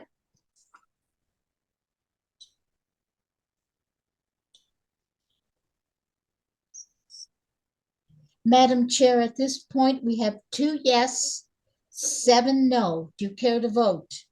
No, I will never care to vote. I'll tell you if I ever do, when my vote will not affect the outcome. Okay. want to bring something to the committee's attention just so that we don't forget it. And I do see Mr. Bracco, who I'll call on next, is the issue of the proviso. There was a bunch of public comment about whether to include it or not. Not saying one way or another what you guys should do. I just don't want it to fall off of anybody's radar if there's something they want to do with that. Completely up to you. Mr. Bracco. So, speaking of that, my initial reason for putting the proviso in here was twofold. One was I did not want to cause undue logistical headaches for tellers when they have to prepare for multiple voting systems. What I've heard today from both the chair and from Mr. Seebeck is that this is not really a concern. So the other reason why I'd put this proviso in here was to not have regional elections prior to or not have regional elections and then basically get rid of the people who just got elected. But if I look at, and of course this can change if the delegates wish, but as of now, the convention schedule has all of the bylaws happening prior to the regional elections. Sorry, California. So kind of my reasons for having the proviso have kind of disappeared, and public comment is indicating at least that there is a desire to have it be implemented immediately. I do somewhat share Dr. Bolton's concern that if the proviso is the straw that breaks the camel's back in terms of having this not pass the convention, then we should leave the proviso. However, given the support, I think my opinion is that we should, and I would be open to any committee member wishing to do this as well, is whichever way we go with the proviso, we should have a minority report to either add it if we were to remove it, or remove it if we were to add it, and then let the delegates decide what they want to do, whether it's immediate or delayed. But I think the question still remains, what is the committee's default position? So given the reasons for me putting it in there have kind of disappeared, and at least in this meeting, significant public comment to implement it immediately, I would like to move to strike the proviso in its entirety. Okay, so And that's I believe I've spoken to that sufficiently. okay. And I had myself next, so I'm going to speak to that. But first, I want to put my chair hat on a moment, because I think and maybe this is just my particular understanding and other Point of people. information? Yes, Mr. Seebeck.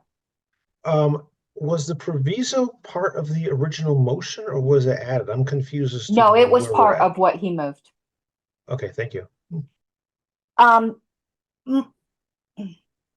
mean, technically, a minority report can be, it doesn't have to be even a whole other proposal. A minority report can be just like a minority of the committee urging the convention to vote something down.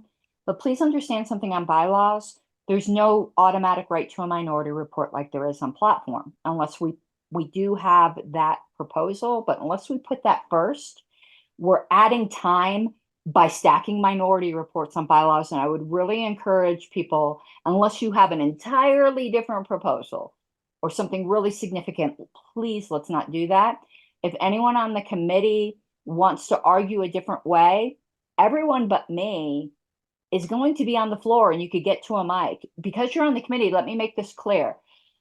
You're allowed to debate for or against anything on the report, just like any other member. You're not bound in any kind of way. Typically in Roberts, you're not allowed to say what was said in the meeting, but our meetings are open and recorded on YouTube, so that doesn't even apply. So I would say if there's tiny little changes that committee members are like, a minority report's not going to do anything but burn our committee time, because there's no automatic right to it at this point. So on the proviso, if we were going to, now I'm almost going to speak kind of opposite. I would, a minority report not to adopt it is going to be a waste of time. Just argue on the floor if it gets to that point. However, there is an alternative proviso that somebody might want to consider a minority report for, and this might be more acceptable and be a median position that says something to the, I don't have language because again, we'd workshop this if there was an appetite for it, that would say, we're going to elect regionals and alternates this convention. As those seats become vacant, so if an alternate resigns, that alternate does not get replaced. If a regional, if both positions become vacant, they get converted into an at-large midterm. That could be an alternative way of kind of appeasing both sides.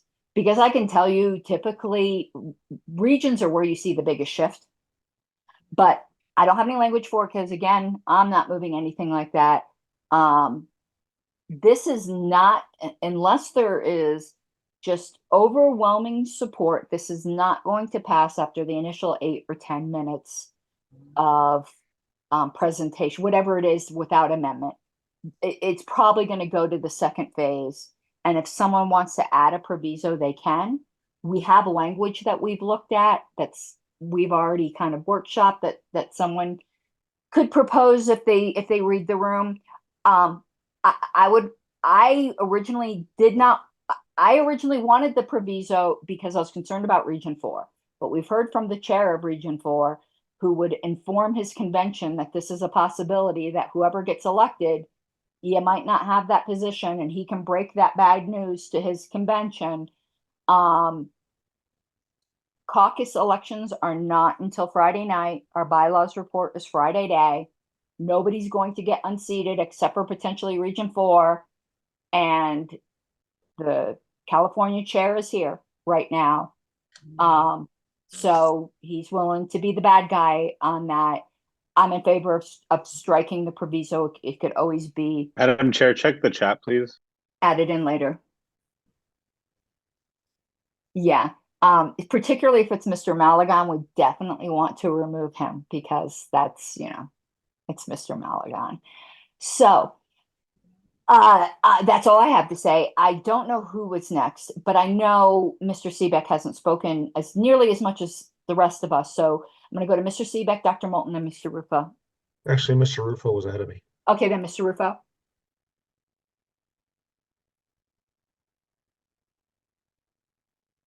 Sorry, I lost my screen for a second.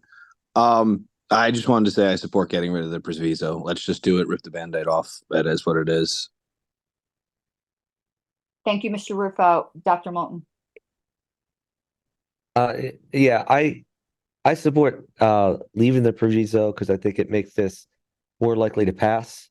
And I think it's more important that this pass long term than that we roll the dice and have it be implemented quicker. And my main concern stems from the fact that there are going to be people campaigning for regional representative and regional alternate positions leading up to the convention. There are every convention. And those people tend to be people who are known by at least a few states and have pull with a few states. They are people who are going to be strong advocates for keeping the existing system because they will believe that they are in a position where they can be elected to the LNC on a regional level and maybe not on an at-large level, maybe not with a smaller LNC. In my experience, at every convention, there are a lot of delegates there who are relatively new, don't know exactly what's going on, and they look for guidance from people who have been around the block and have been there for a while. The type of people they look for guidance are the people running for regional reps. So I think there's going to be a very vocal, whether it's a minority or majority, there's going to be a vocal demographic that will be against this proposal if we make it take effect immediately. And they may be very persuasive to people who don't know what's going on. So I think it would be a grave mistake politically to remove this proviso, because I think there are people who seem to think that it's not going to have an impact on whether this will pass or not. I just don't think that's reality. I think it's going to have an impact on whether it passes or not. And I don't want to take that chance. I think this is too important. I want this too much. And I'm willing to wait 2 years with 2 more years of dysfunction if we can get to a system that I think all of us agree would be a better system. Thank you. I think Mr. Seebeck was next. I'm getting lost. Mr. Seebeck. Yeah, just to address a couple of points earlier. The proviso would give a phase out versus an immediate, but it would have the same effect, just a matter of whether it's now or later. As far as effects on the tellers, the secretary and myself we will be going over this stuff when we in preparation for the convention further down in the next coming months, including teller training. So we'll be able to address the issues of how it's voting, whether it's cumulative, whether or not there's all these details. We can handle that, no problem. So we'll be fine. Thank you, Mr. Sizelski. Yeah, I support removing the proviso. I think we've heard enough tonight that it shouldn't be a huge issue. I do understand, like Dr. Moulton's concerned about the political aspects of trying to get this passed, but also I think it's our job here to come up with what we believe the best proposal is, and I believe that our best proposal is to, as I think Mr. Rufo said, rip the Band-Aid off and implement this. I mean, it is a more simpler system. It's not like we're coming up with some convoluted, this, that, some sort of replacement regional. It's, electing at large. So I support striking the proviso, and it can always, get put back in on the floor, however that might be, if the political will to implement immediately at convention is not there. Thanks. Okay, I don't know who was first, myself or Mr. Bracco. Mr. Bracco, go ahead. I can defer. Okay, I'll be very quick. I could be honest with you, I'll live either way. If it ends up being a tie, I will not break the tie one way or another. But I wanted to address Dr. Moulton's concern about the political reality.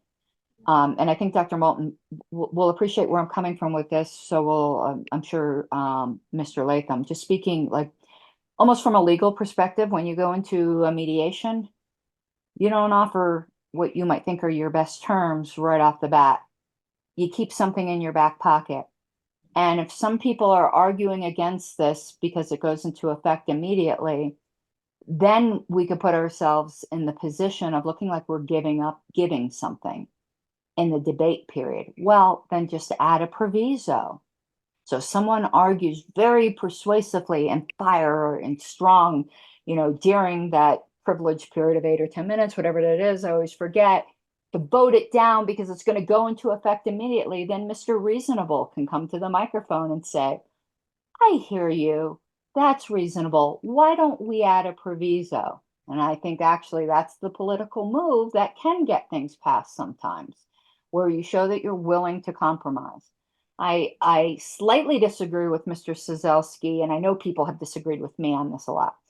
While in an ideal world, our job is to pass what we think are the best proposals, I do think we have to balance it with what we think will pass. And a lot of times we do have to, take less than what we would ideally want in order to get something rather than nothing. I think in our theoretical world, we can talk about what would be ideal, but we do have to deal with the political realities. And I think having a fully formed proviso that we would be willing to accept, because this is going to go into the debate period. The debate and amendment period. Let's just be realistic. I think actually having that is something we'd be willing to compromise on rather than offering it in the beginning. Tactically could be the best way. But I'll tell you, either way, I do agree with Dr. Moulton. Regions need to die in a fire, crying for their mama. And if we have to wait 2 years for that to happen, I'm okay with it. which is why I'm not voting on this no matter what, even though I'm personally in favor of getting rid of the proviso. Mr. Bracco. I just want to say that I understand Dr. Moulton's concerns politically. If everyone thought like me, as all right-thinking people do, then we would just do this immediately. But I understand that's not the reality. And I can promise you that if in the likely event that no matter what we do, this is going to go to debate and amendment, I will race you to the microphone to add the proviso back in. Thank you, Mr. Bracco. Mr. Roulette has not spoken very much, so Mr. Roulette and then Mr. Rufo. I am no fan of excessive minority reports. However, on this one, if we want to put in a minority report for a proviso, I'm fine with adding my name to it. Even though I oppose a proviso, I'd be there. I'd be willing to have it be part of the presentation, saying, you know, if you really want the proviso, you can have it, but we'd prefer it without. Thank you, Mr. Roulette. Sorry, I just got a message. I wanted to make sure it had nothing to do with the bylaws committee. Mr. Rufo. Okay. I think I'm the last hand up, so this is good. Mr. Seebeck raised his hand, so. Oh no, did he? Uh-oh. Well, I was calling. I was actually. I was moving to end debate on this. Can I ask you a favor, Mr. Rufo? There's been a couple, and you don't have to. I'm being very unorthodox, but I saw Sylvia had her hand raised, and right before the last time the question was called, she had her hand raised, and she has not had an opportunity to speak at all this meeting. And you can call the question if you wish. I just want to point. Yes, Mr. Seebeck. I just want to be in the queue for back on the main motion. Not Okay, so Mr. Seebeck's hand isn't raised for it. Mr. Rufo, do you mind us calling the question after we hear from Ms. Arrowwood?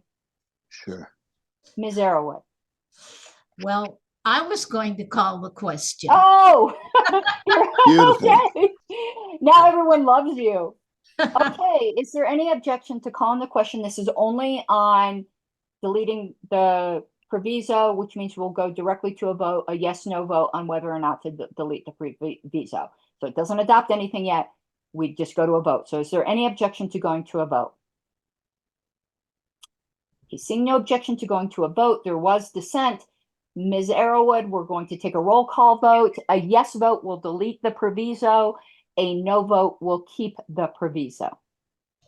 Arrowwood, I'm going to say yes. Rocco. Just a point of information, Madam Chair. A yes vote would delete the proviso and a no vote would keep it, correct? Yes, that's correct. I would like to vote yes. Sazelski. Yes. Latham. Yes. Martin. Yes. Moulton. No. Rowlett. Yes. Rufo. Yes. Seebeck. Yes.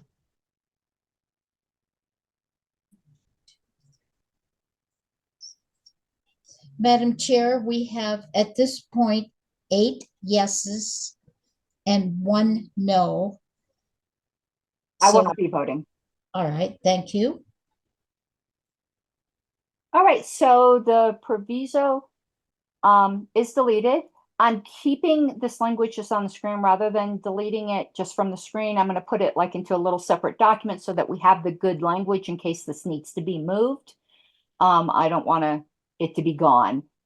So just so you know why I'm not deleting it from the screen, but just know it's not as part of the proposal at this moment. Mr. Seebeck.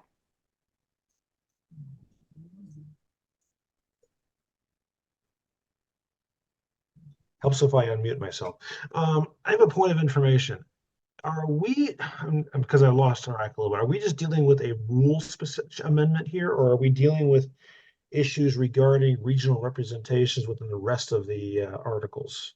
No, we're dealing with this entire proposal, which is Article 7 to change, because we did go over the proposal last meeting, but I realized people forget. So it's deleting 5 and adding, changing it to 7, deleting this whole section on regions, everything here to do with regions, then going to Article 15, authorizing cumulative voting, then going to Rule 8, and designating cumulative voting for at-large. Okay, got it. That was my question. I just want to make sure we weren't forgetting something. Okay, I don't see any further debate, which means we can go to a vote on adopting this proposal. I'm just giving a second to make sure. Okay, we're going to do a roll call vote on this because it is an important proposal. Even though I have a feeling it might go without objection, I would like a roll call vote on it. So, Ms. Arrowood, the yes vote would adopt this proposal. A no vote would defeat it. All right. Arrowwood, I'm going to say yes. Rocco, Enthusiastically, yes. Sazelski, Yes. Latham, Yes. Martin, Yes. Moulton, This is the best bylaw ever passed in history. Yes. Let me just, I've never heard Dr. Moulton so excited in my life, but okay. Let's continue. Okay. Rowlett, Yes. Rufo, Yes. Seebeck. Yes. All right. Madam Chair, at this point, we have 9 yeses and 0 nos. Okay, just to make a Come point, I on. am going to vote yes on this one, just to Right. underscore that I think that this is in the best interest of the LNC. All right. Well, then we have 10 yeses and 0 nos and 0 abstains. Okay, so that passes. This is not part of our town hall report, which has already been published, but we can still talk about it potentially at the town hall. Maybe I'll do a supplemental report with the last 2 proposals that weren't on the report because we approved that at the beginning of last meeting. So next proposal is something that expands out cumulative voting. We are not going to get through this in the 5 minutes that we have. Considering that this passed, I think everyone's going to want to take a look at this to see how it might impact the rest of this. I think this is going to be something for next meeting, but I'm seeking the committee's guidance on whether they wish to just stop for the evening or whether we wish to potentially press on and maybe try to pass this one that should be simpler, which is number 4. And that would leave to the meeting after the town hall, the remainder of cumulative voting. It's up to you guys. Okay, I'm going to put it to you this way, so I don't want to leave it in a state of indecision. Y'all can overrule me. I am saying as chair, I think we're moving to proposal number 4 because we have time potentially to pass that this evening, maybe with a 10-minute extension. Is there an objection to us doing that and dealing with 3 on the 18th instead? I say it out loud because I'm not sure why the hands are raised. I'm gonna be that guy and say I object. Okay, be that guy. That's fine then. I don't really know what to do at this point. Mr. Seebeck, were you objecting as well? No, I wasn't. I was going to move to extend, actually. Okay, so since there is objection, the chair is moving to amend the agenda to go to bypass 3 until the 18th and go directly to 4. We already know that Seebeck is going to be moving to extend it if it's necessary. There already is objection. Ms. Arrowwood, if you could do a roll call vote, this will take a 2/3 vote to amend the agenda. A yes, we'll move directly to proposal number 4. A no, we're probably going to adjourn. There's not enough time to do number 3. So, Ms. Arrowwood, if you could call the roll. Yes. Arrowwood, I'm going to say no. Bracco, Yes. Sazelsky, Yes. Latham, Yes. Martin, Yes. Moulton, Yes. Rowlett, Yes. Rufo, No. Seebeck, Yes.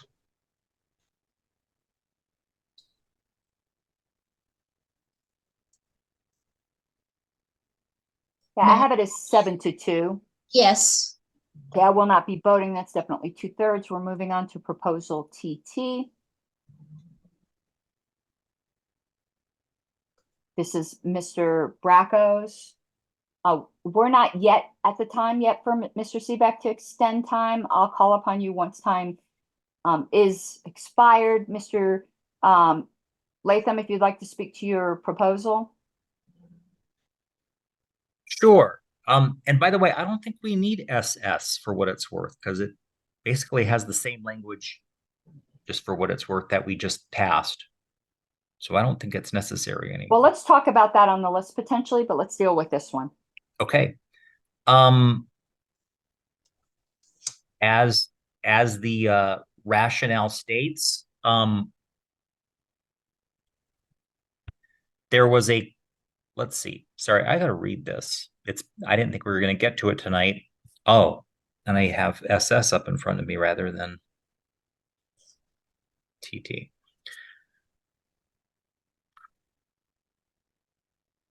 And I'll just read it. The problem, the count of each member and computation of convention delegate allocations for each affiliate is not subject to challenge by any member or affiliate outside of convention or action by the National Committee. A count of members that is too low or a computation that is in error could unfairly disadvantage or advantage an affiliate's representational capacity at convention. In addition, in practice, the secretary has not performed the count or computation. So solution, require the National Committee to ratify by a reviewable roll call vote the count of each member and computation of convention delegate allocations for each affiliate. Benefit of this is adding accountability and reviewability of the count of each member and computation of convention delegate allocations for each affiliate. And then you'll see in the proposed amendment just how that would be affected. Basically, we're just making this, the computation of delegate allocations, a roll call vote by the LNC. So if there is a challenge, there's a mechanism to challenge it. And we've discussed this a little maybe before, but just it came to my attention that my affiliate, my Utah affiliate, had some concerns over how its delegate allocation was calculated. And I frankly don't know where that process is. And just given kind of concerns about, that our data, Civi CRM and all that other kind of stuff, there may be other affiliates that have a similar problem and just need some kind of mechanism to address that. And that may be going on behind the scenes. But as I looked to the rules, I thought, I'm not seeing a way to fix this or address this. And so that is this proposal. Okay, I want to speak to this again, kind of against this language, but and possibly we need to workshop this on the list, so we might not even need an extension of time, though we're coming up on that in 2 minutes. The whole thing about who shall make a count, changing it from secretary to national committee, doesn't fix anything because the national committee is not going to count it either. And the fact is, who shall actually make a count is kind of like a bylaw in the nature of a rule of order. But the fact is, I don't know I think the last time the secretary has literally made a count themselves personally is probably in the 1970s. This is something staff does and gives to the secretary. So I think we need language that makes that clear, such as the national committee shall cause a count to be made or shall direct a count to be made and leave it open as to who's doing it of the sustaining members, and the secretary shall compute the delegate allocations for the affiliate parties. I have no problem with the ratification because it then makes it appealable, but I think that first part doesn't fix anything by striking secretary and making it national committee. I think it should be that the national committee causes the count to be made and the secretary computes the delegate allocations. That is what has been happening for decades. So, Mr. Bracco. I move to strike. So this is after shall. It would be make a count. So strike make a count and insert cause a count to be made. I believe that's the language that's used. Yeah. Okay. So the language to be stricken. The shall is kept. I'm not touching shall.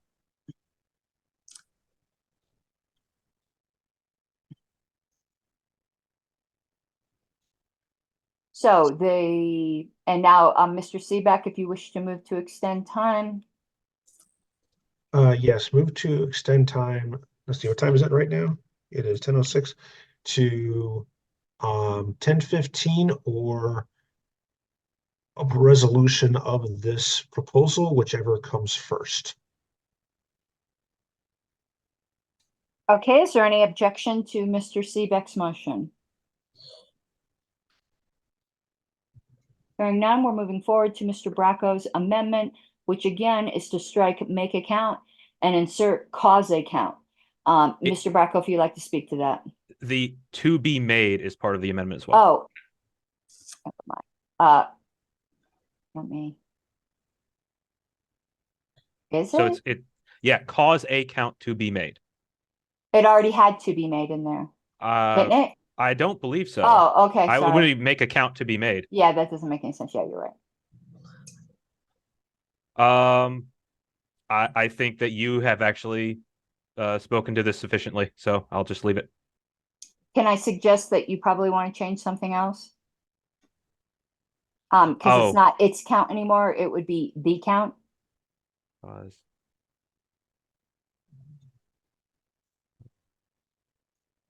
So you're saying instead of cause a count, cause the count? The National Committee shall ratify its count. It's not going to be its count anymore. It's going to be the count. That makes sense. Yes. Let's change its to the as well. And actually, there was another change. This is kind of going into substitute, but I think we all know what we're doing here. And we're going to go unorthodox and just do this all at once because you want to put the responsibility on the secretary. So I think you should add the secretary here, and the secretary shall compute the delegate allocations. Sure. The one thing down in the blue language. Oh, yeah, it's repeating I fucked it up. Yeah, I'll fix that.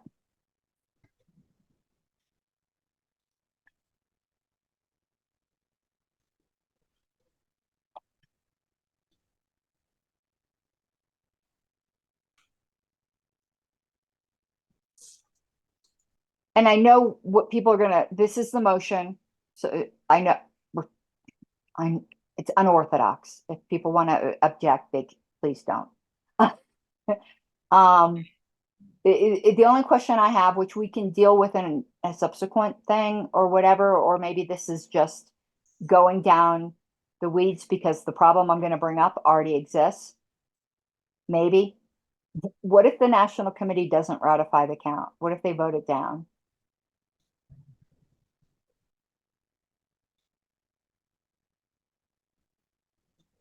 We have no delegates. Because I mean, the way it is right now, it's pretty much the secretary. We have no convention. I mean, the same thing could be said as what if the secretary doesn't compute the allegations?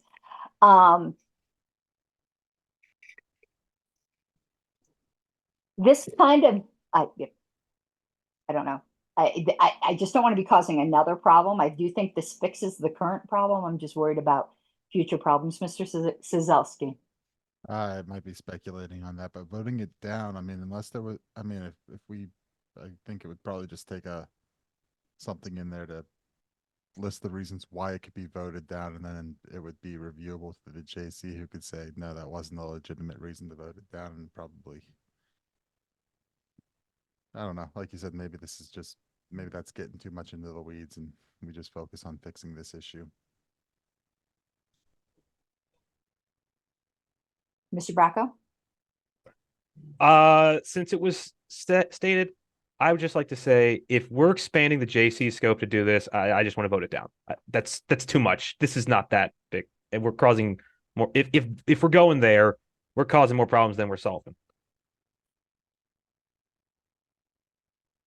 Okay, let me suggest something. If we're worried about causing more problems than we're solving, there is something that does need to be solved. And that is the issue that the secretary doesn't count sustaining members. We just don't. So I would at least urge people to pass the language in the first sentence, because that reflects reality.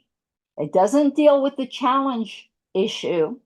How does this get challenged? But that's already an issue that exists. This first sentence correction reflects current practice, doesn't cause any additional problems.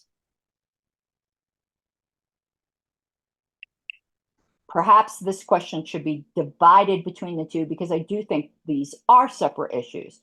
How to appeal is a separate issue from making our bylaws conform to current practice.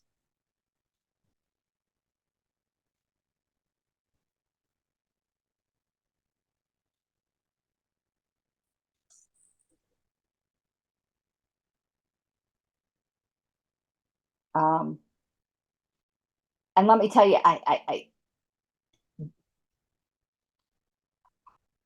as far as I know, Mr. Latham, you can have Mr. Short. I don't know if Mr. Short has had additional conversations with the party chair.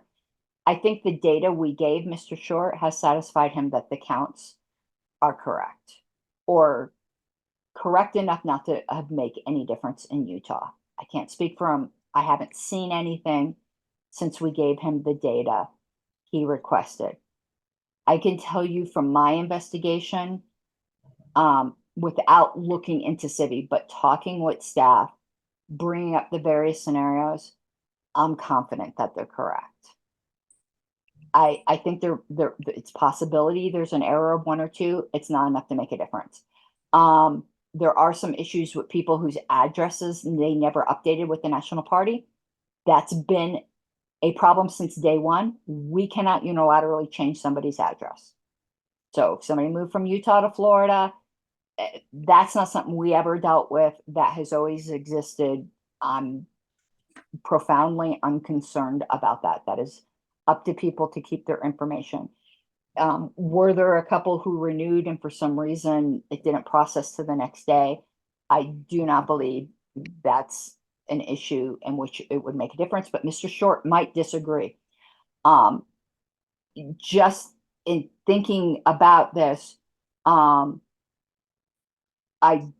do think that there is potentially grounds to appeal right now, even without a bylaws amendment.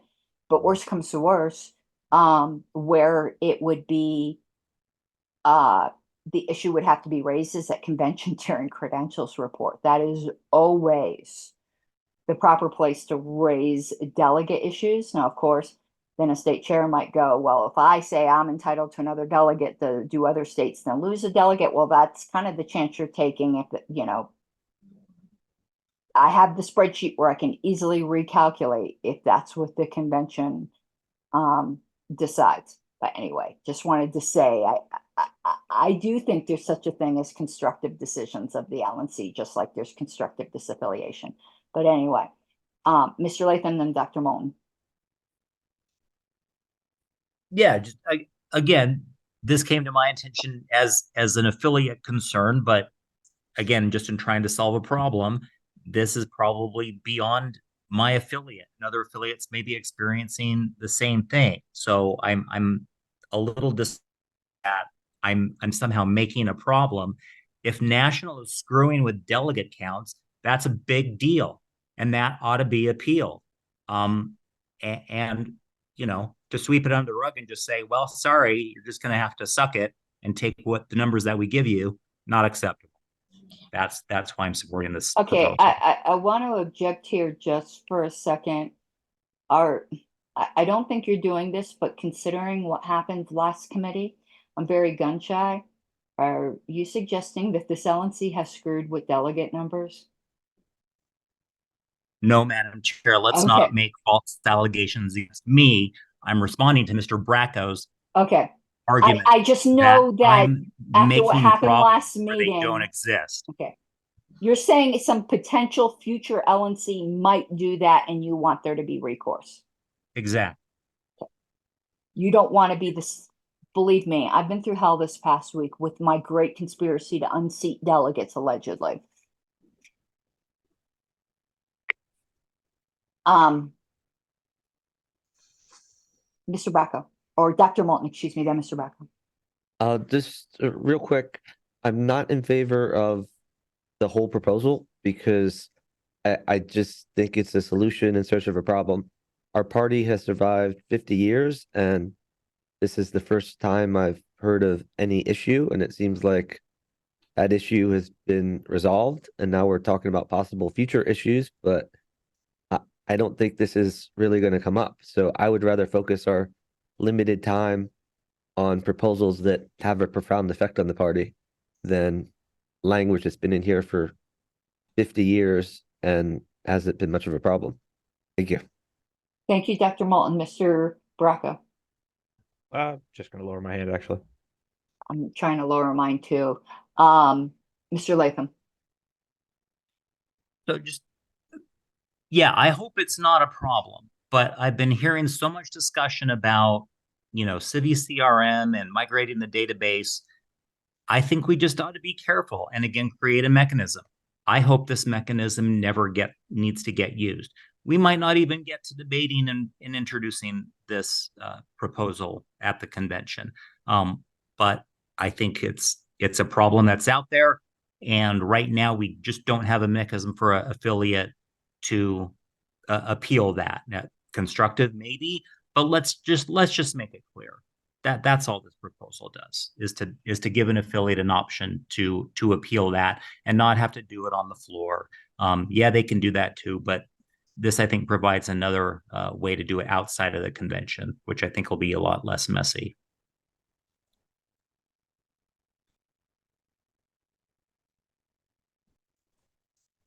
Okay, I don't see any other hands.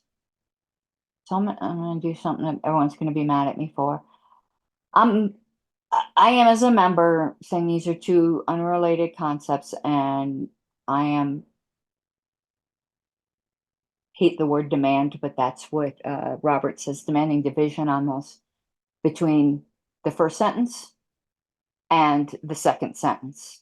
So unless someone's going to overrule or appeal my ruling that this is divisible upon on demand, because it's two different concepts. I'm waiting to see, is anyone appealing that? Say so out loud. No.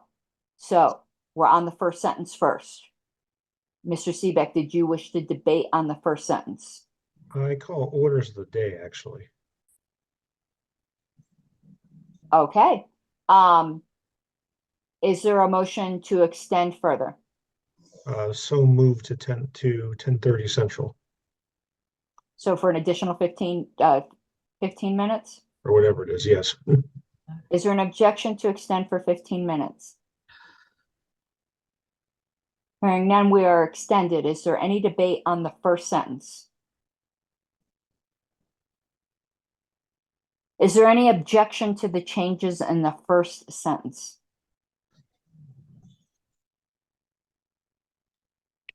Okay, hearing none, that passes. We're on to the second one, which seemed to be the controversial one.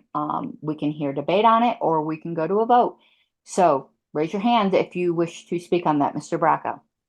So to be clear, we have now struck make a count and inserted cause a count to be made, as well as inserted the secretary. Yes. So the Okay. first sentence now reads, the National Committee shall cause account to be made of the sustaining members qualified under the requirements set forth here, and the secretary shall compute the delegate allocations for the affiliate parties. That has passed. Now, I'm just assuming the is correct since we passed the first one, and someone can object to my just kind of. Oh, that was my confusion. Was Yeah, you had moved to divide prior to us disposing of the amendment? I don't think there's any objection now that we passed the first one because it doesn't make any sense. It is the. Okay. So I'm kind of just assuming that's correct, and somebody can yell at me, appeal, whatever. I'm trying to make things not overly cumbersome. So what we're debating now is adding the sentence, the National Committee shall ratify the count and computation by a roll call vote. I'm going to raise my hand slightly and I'm not moving to amend. I'm just saying by a roll call vote is unnecessary. Bylaws already say all substantive motions have to have a roll call vote. I can tell you that 80% of the time the LNC does not follow that bylaw. They do a million things without objection. This term's done it, last term's done it. But anyway, adding this isn't gonna change that by a roll call vote, whatever. It doesn't matter. I'm just telling you that that's excess verbiage. I don't think that's really what people are objecting to. It's more the concept. Mr. Bracco. I don't object to striking that if. Well, I have Mr. Bracco and then Mr. Latham. So I guess to me, really the problem which is trying to be solved is not the calculation, because the calculation is explicitly stated in the bylaws. If you assume that all of the input data, both the sustaining membership data and the data for presidential votes, is accurate, and I believe that the secretary, or at least this secretary, has provided source for the presidential votes, like some kind of public source for it, then you can do your own calculation. I've done it many times. It is really the membership numbers, to me, where there is a potential for shenanigans. So I'm moving this because I do think it's required for the secretary to send out for objection the data used for the presidential count. I don't think I did that just because I'm a good person. I think I was required to do that. It might be in the policy manual. I'm just looking where it's at. I'm not familiar with anything in here, at least, and it could be wrong. Hold on.